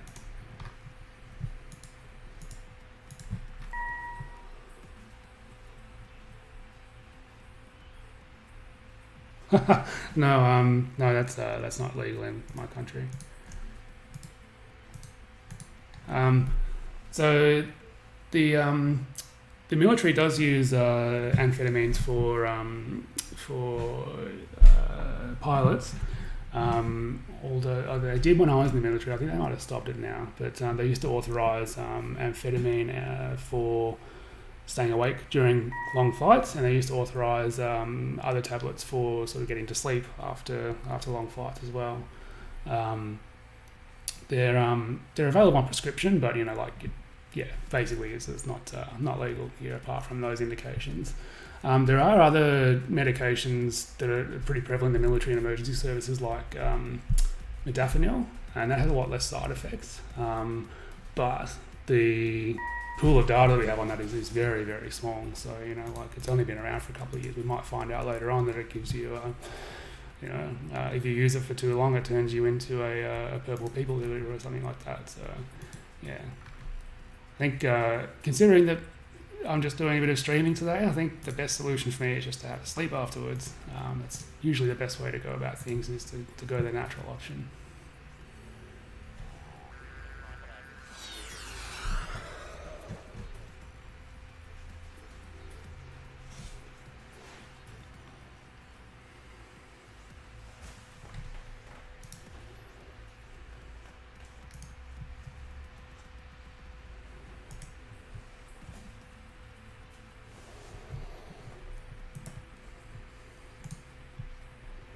Okay, so missiles there. I wonder if they have a bead on us. I doubt it. But just because I've got F-35 doesn't mean I should be cocky.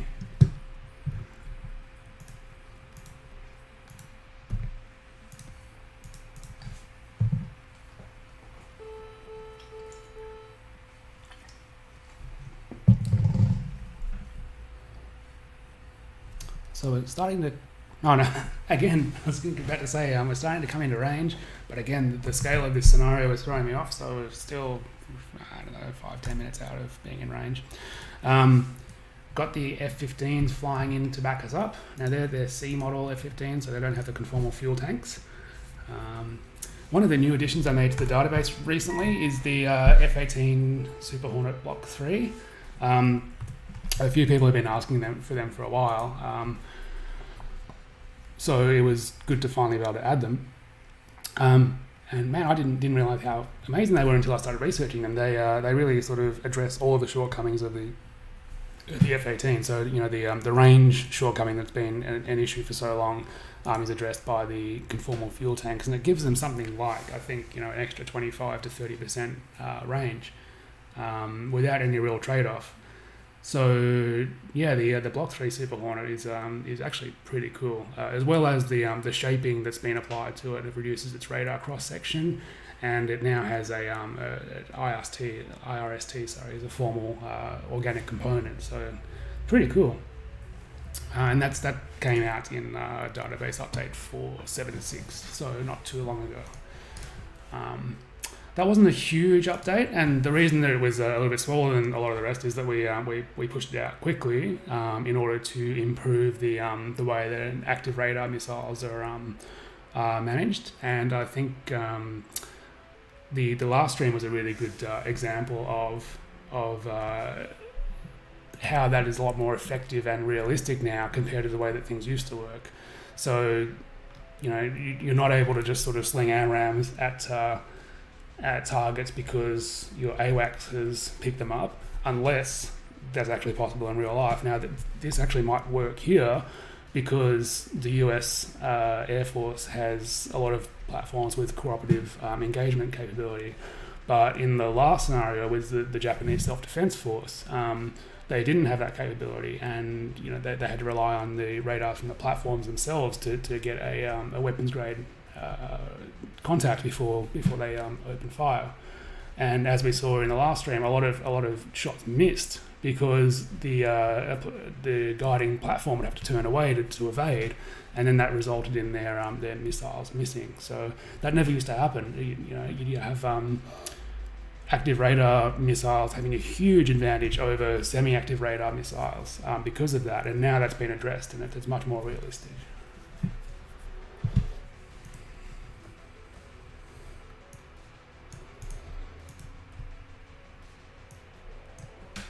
So I think, not to toot the horn of warfare sims too much, but I think the time frame from that being reported to resolved and having like code changes and improvements made around it was less than a week. It's pretty quick. So yeah, I think that's something that we can be proud of.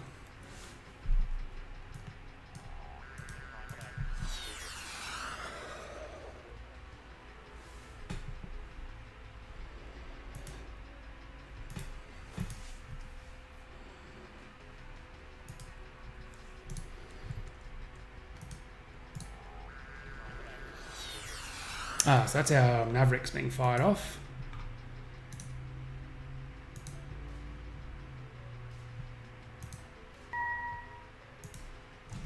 I wonder if, yeah, the WRA there is probably only, yeah. So, because these are such small vessels, these SSVs, I'm going to reckon that they are below 500 tons. Is that right? No, okay. I'll have to look into that. Maybe I just jumped the gun. Maybe I was a little bit premature there.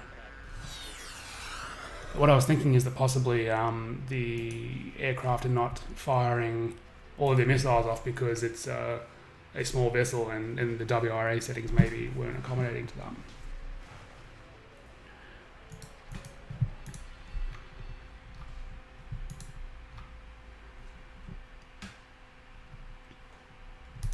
So the stream is supposed to wrap up now.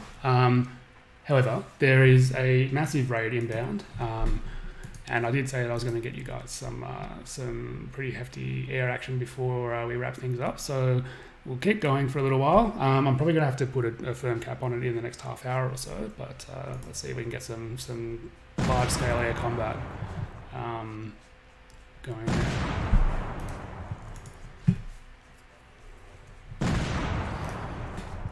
All right, so we've got Su-24s coming in from the northeast. We've got Su-24s coming in from the northeast there. These are all Su-24s by the looks of things. Now, I mentioned in the last stream that my knowledge of Russian air platforms is not great, but I know that Su-24s are in general strike platforms. Yeah, so that indicates to me that they are probably not going to be after the single unit air base. They might be after the naval base. They're not going to be after single unit air bases. And they can have the naval base. I think they're going to be after these surface units here. So we're going to put up some F-16s out of Enkichi.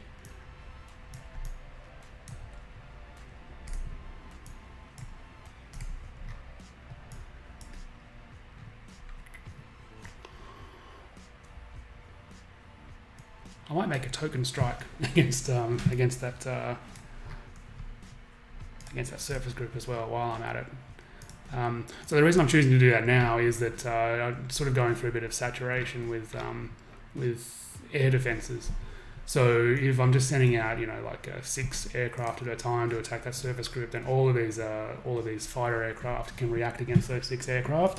Whereas if I'm putting a lot of aircraft in the air and just mixed in with them happens to be those 6 strike aircraft, and they've got a much better chance of getting to their target and being able to let their weapons off.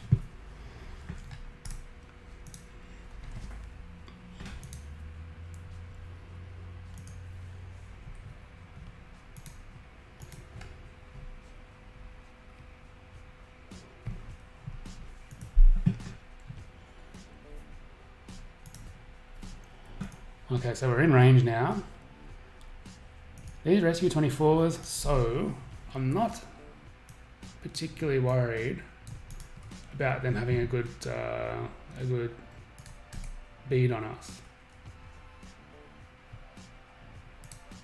Actually, let's try the cooperative engagement. No, okay. I wonder if that is even possible with this unit. Properties. No, it's not. Oh.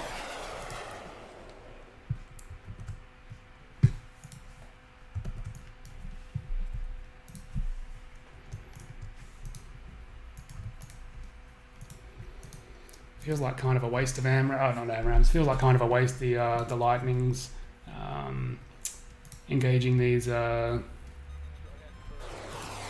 Su-24s, but the Su-24s, that they're strike aircraft, they're inbound on friendly vessels. Can't really justify not attacking them.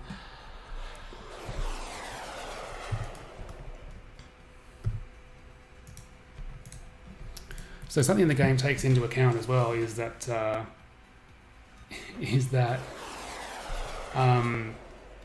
the changing aspect of an aircraft or a vessel in relation to a sensor will actually increase or decrease its radar cross section.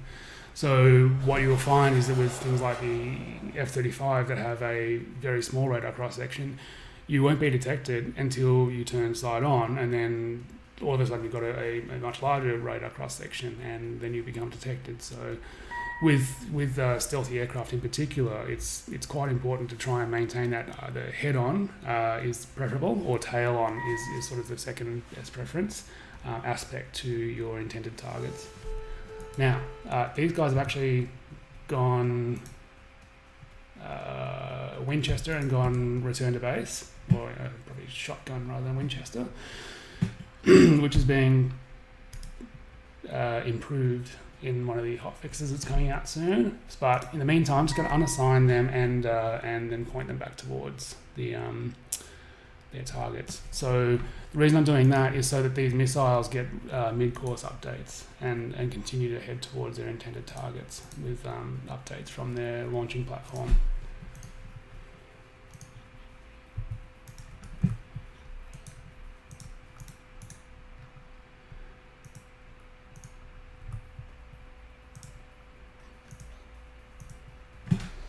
So you can see the benefits of Super Cruise there, like the F-35 took off from the same airfield.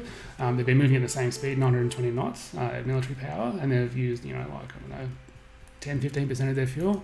The F-15s have done the same thing. They're not even halfway to where the F-35s are, and they've used roughly 25% of their fuel. I'm probably gonna have to slow them down soon so they don't run out of fuel before they get into the fight.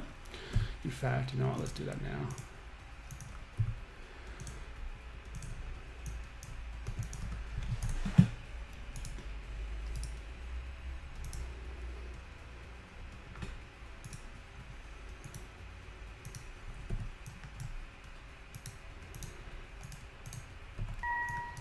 I'm just sending these, the Tomahawks are starting to come in.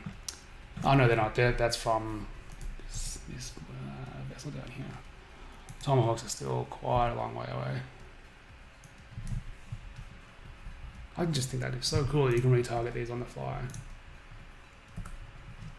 It's funny, I mean, obviously I've put a lot of hours into Command, but pretty much every time that I fire it up and play, I will discover a new feature or something that I didn't know existed before. There's just there's so much depth to this simulation that I think, even with my Steam hours, I think like 2,300 hours, and like developing a silent service, I didn't use the Steam app. I used the beta build, and that doesn't log on Steam hours, so it's probably more like double, possibly even triple that. And I'm still finding new features all the time. So yeah, there's a lot of depth to this simulation.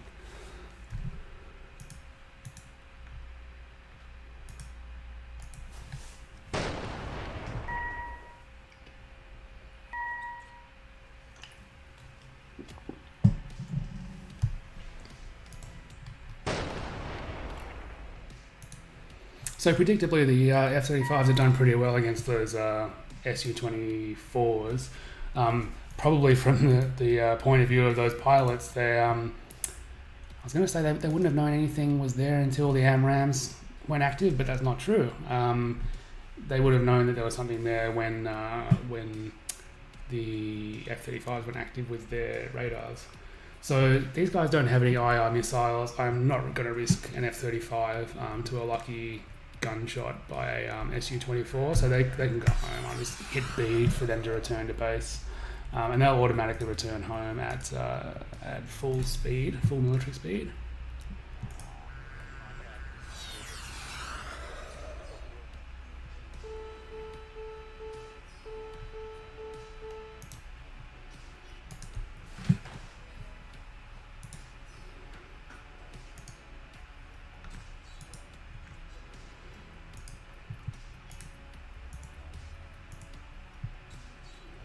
wonder where that's coming from.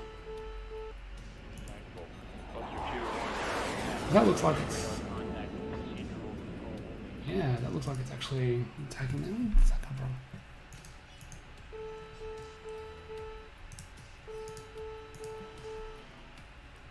Oh, okay, that's where that come from. So there's some actually pretty competent anti-aircraft or air superiority fighters mixed in there, which of course are nowhere near my more specialised air superiority.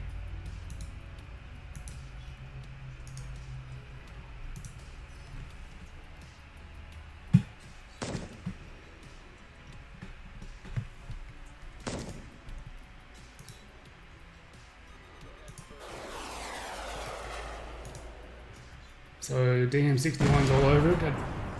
Notice there's only 30 SSMs left.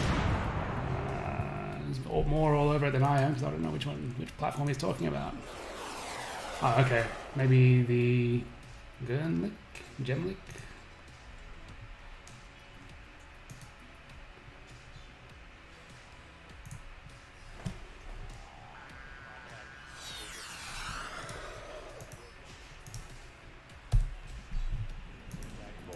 Cluster 2-1. Negative radar contact procedural control only.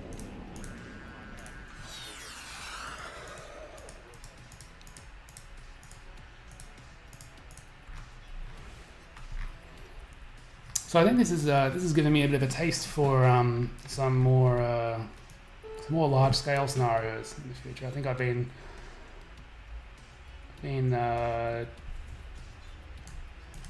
sheltering myself by not getting out there and playing more sort of large-scale scenarios. But this, I've actually really enjoyed this, so I think I might get into that a little bit more in the future.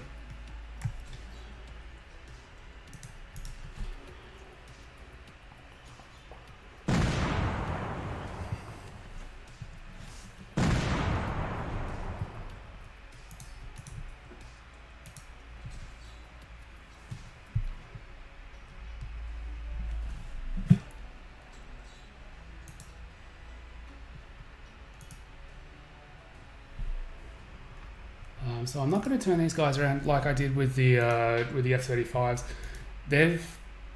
Oh no, this is the Mavericks. I was going to say that they've shot their missiles and they're going home. This is the Mavericks. So they are only carrying Sidewinders anyway. So I really don't want them to engage the flankers.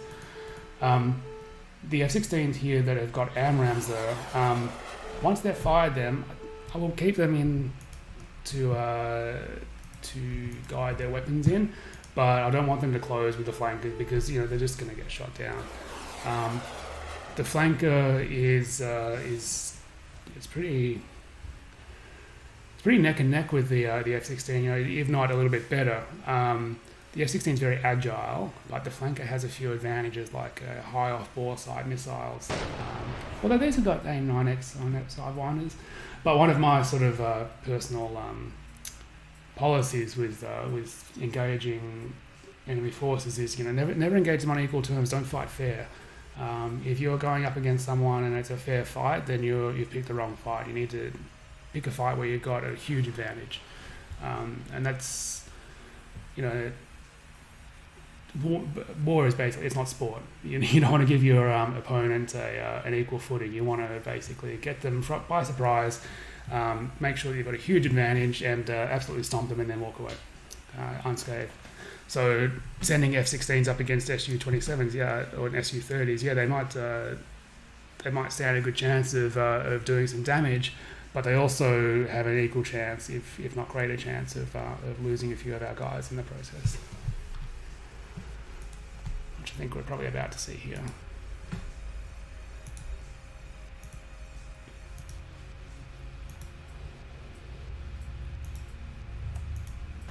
So that lone fencer there, I'm just going to let that go. In the meantime, though, our lightnings have come in. The cavalry has arrived just at the right time. Maybe a few minutes too late. Just at the right time to pick off some unlucky fences, but probably a few minutes too late to help those F-16s. I think those F-16s might be in a bit of trouble.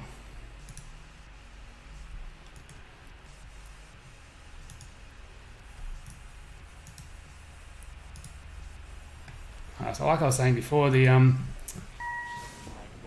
vessels that have been hit by missiles often don't sink straight away. So I'll let them be for a little while before I launch any follow-up strikes, and we've got bigger fish to fry too. Just going to see what's coming out of Ankimchi. Okay, so this is our strike package.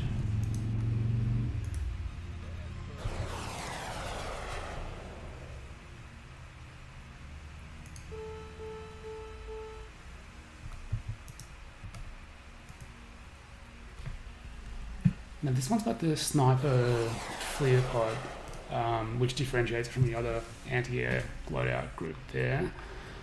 I think the sniper is able to identify air targets. But even so, it's actually not that huge of a benefit here, because we've got the wedge tail up with NCTR running.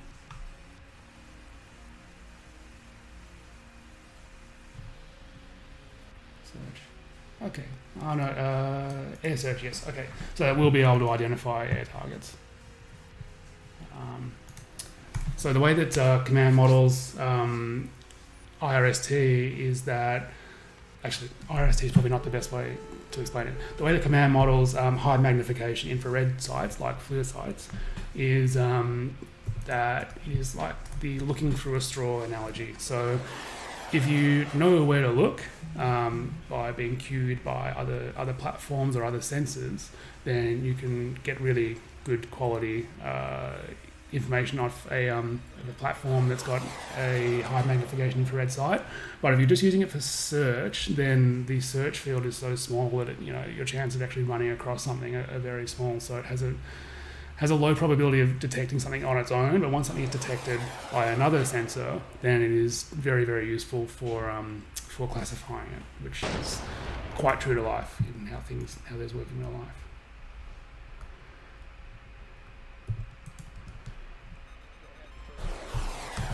Alright, so I did say that I'm going to have to wrap it up fairly soon, and that remains the case. But I guess I'm going to launch this, like last week, I'll launch a anti-ship strike, and then we'll wrap it up from there.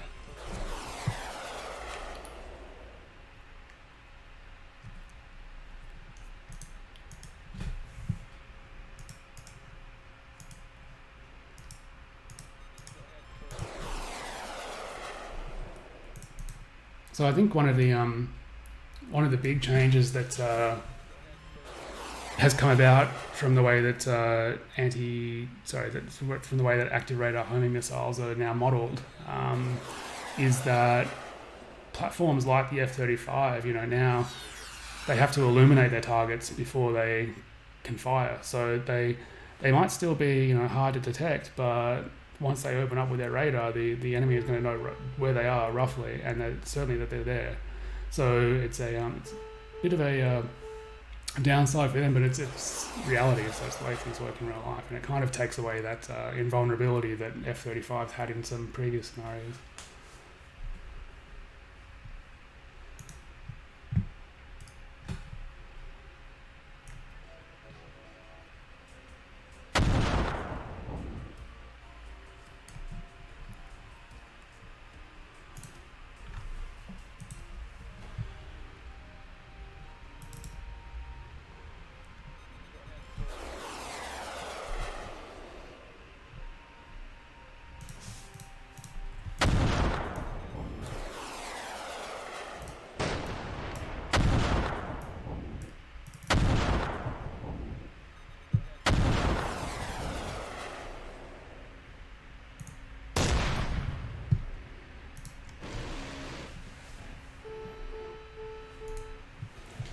There's a lot going on there. So we've got did those F-16s make it out? Looks like they did. They made it out unscathed too. So they are going home at full speed. I'm actually going to crank them up to afterburner. I'm going to get home safely. Let's see what the Butcher's bill is at the moment. Scoring average, that's nice. So we've really only lost radars. done pretty well. Okay, well I can't claim all of those because a lot of those were done by Ukraine. So, but we are doing pretty well on the air front.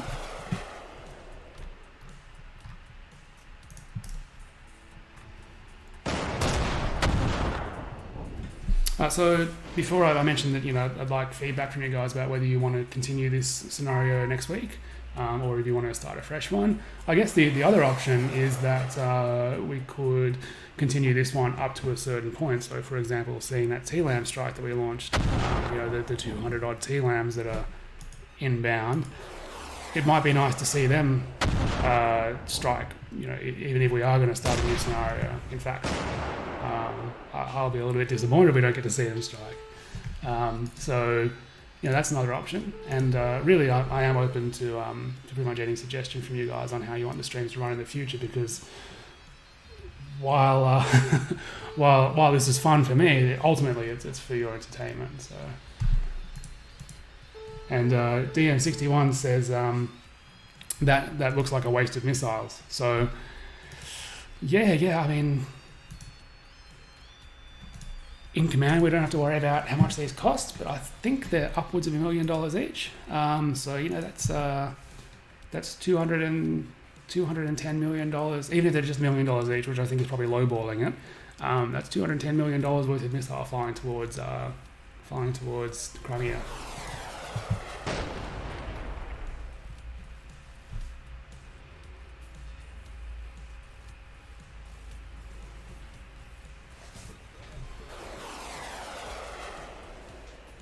So someone's just put up a good point in chat there. I'm not sure how to pronounce that name. Saki or something like that.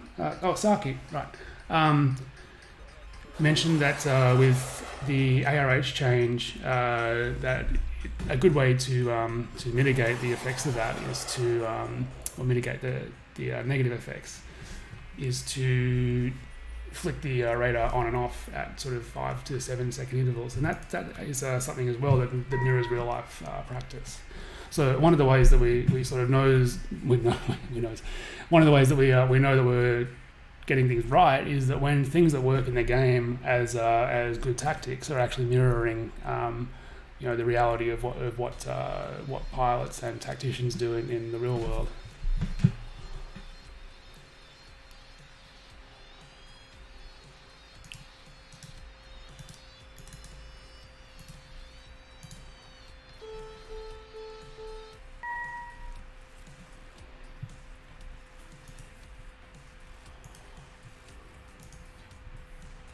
So I'm going to stop radiating with them, hopefully. I think they might be losing some F-35s shortly.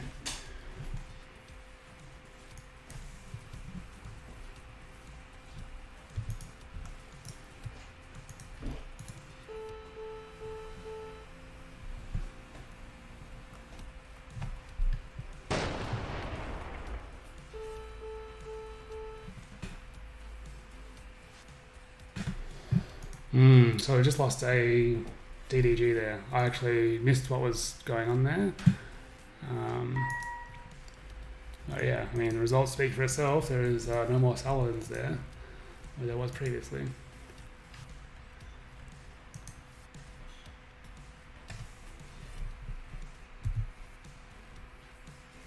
Okay, so we also lost a F-35. Maybe I should have retired undefeated at the 3-hour mark.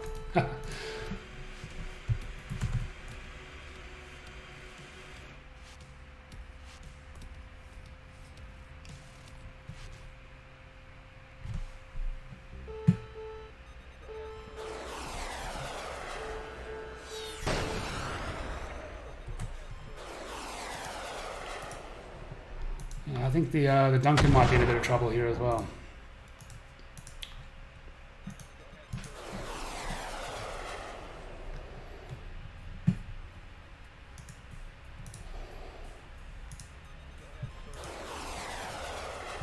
Okay, so we are starting to get pretty overtime here, and because I'm rushing, I'm not doing very well. So I'm going to do this strike on the surface fleet, which I think is probably not going to turn out that well. But I said I'd do it, so I'll do it. And then I'm going to wrap up the stream there.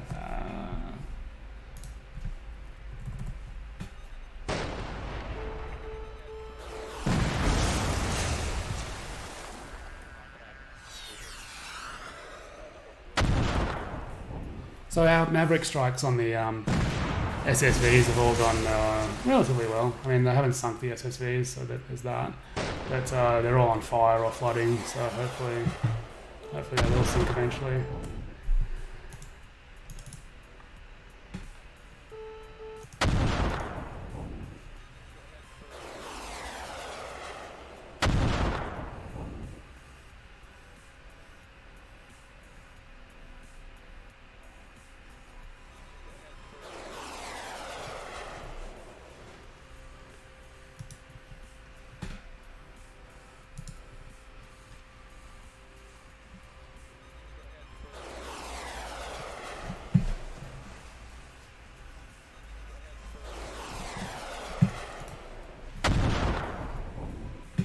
So Saki just mentioned that why not wing the Tomahawks through Bulgaria and Romania and possibly avoid some of the air defences. And yeah, I mean that's a pretty good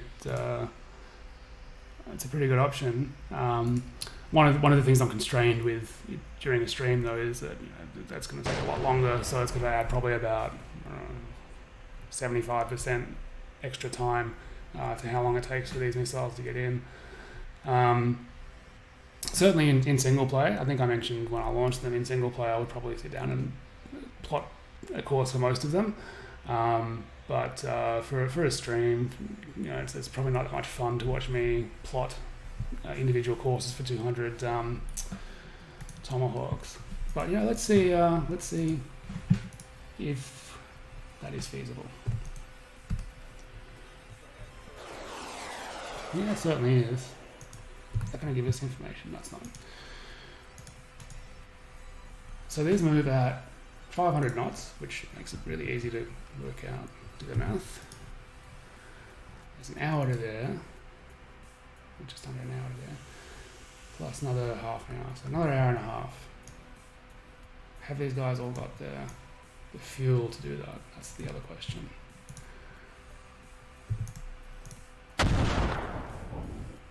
Yeah, they do. But I suppose with the nature of the defences there, I mean, is that really going to change anything? I think I might stick with the initial turning point here. It keeps them away from the surface groups there. I don't think that bringing them through overland here is really going to achieve anything. And also, while it would be nice that some of these TLAMs strike their targets, in my mind, the primary objective is to get the Russians to expend as many SAMs as possible defending against them, and then probably the sort of coup de grace is going to come from the bombers up here, which should be on station right around the time those TLAMs are hitting, and then they can follow up with their own cruise missile strikes.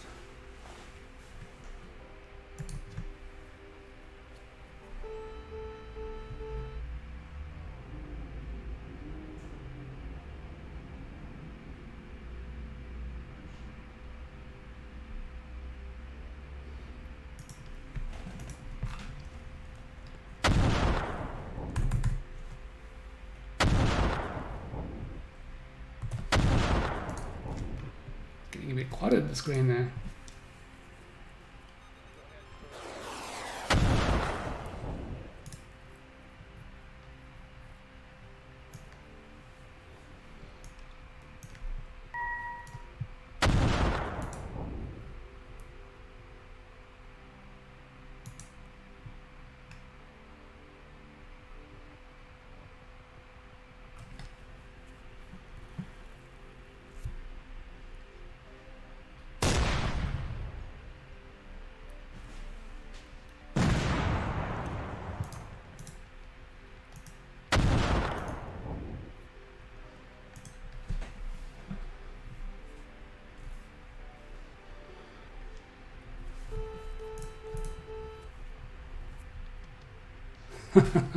Yeah, funny you bring up PowerPoint. Actually, I mean, I suppose I talk about trying to make things exciting, but I did start this stream with a PowerPoint presentation, so maybe I need to a bit of reality check there on what I classify as exciting versus the general population. It maybe you guys were just being kind, but it seemed like that was valuable, or that you enjoyed or got something out of it. So if you're just being kind, then don't feel the need to just be kind to spare my feelings, because I'm, like I said, doing it for you guys. So if the PowerPoint was boring or irrelevant or didn't really add anything, let me know, and I won't do it again. But if you found it a useful way to do the briefing, then again, let me know, and I'll probably expand on it next time.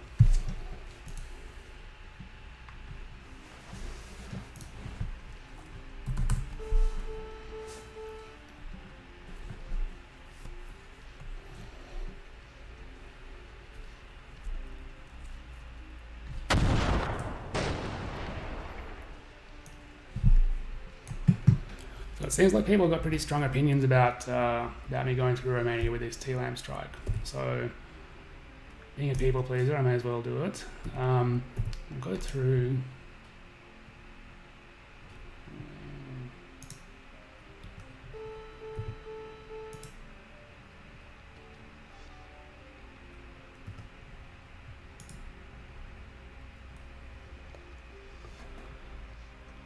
Yeah, it's getting a bit hard to focus on everything at once. And to be honest, I'm actually I'm not going to worry too much about the TLAMs. I'm actually going to leave them on their current course, and if I do change their course, I can do that when we resume next week.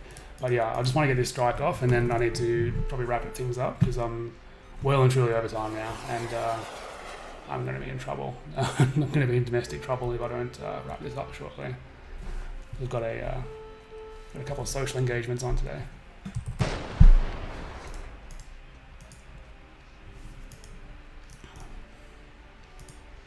There's that quote by Monty Burns from The Simpsons, family, religion, good friends, these are the three demons you must slay if you want to be successful in business.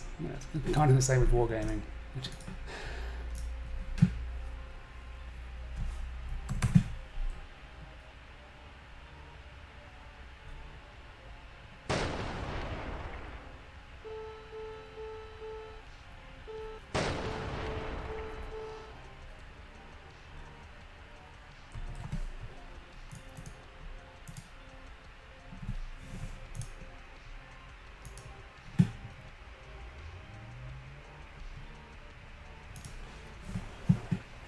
Oh, this strike feels like it's never going to get there.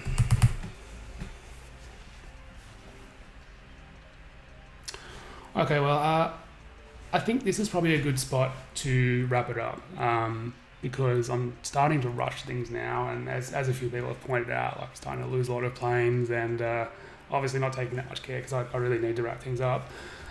So I'll finish up the stream here, and if you like, we can pick up next week. If not, we can start up with a fresh scenario. Do let me know through the forum post on the Matrix Games forum. Thanks so much for joining me again this week, guys. I hope you've enjoyed it. I've certainly enjoyed doing the stream, and I'll be around for the next few minutes in the chat room, and then I'm going to have to head off. So thanks so much for your time, guys, and I hope you enjoyed the stream, and I'll see you next week, hopefully.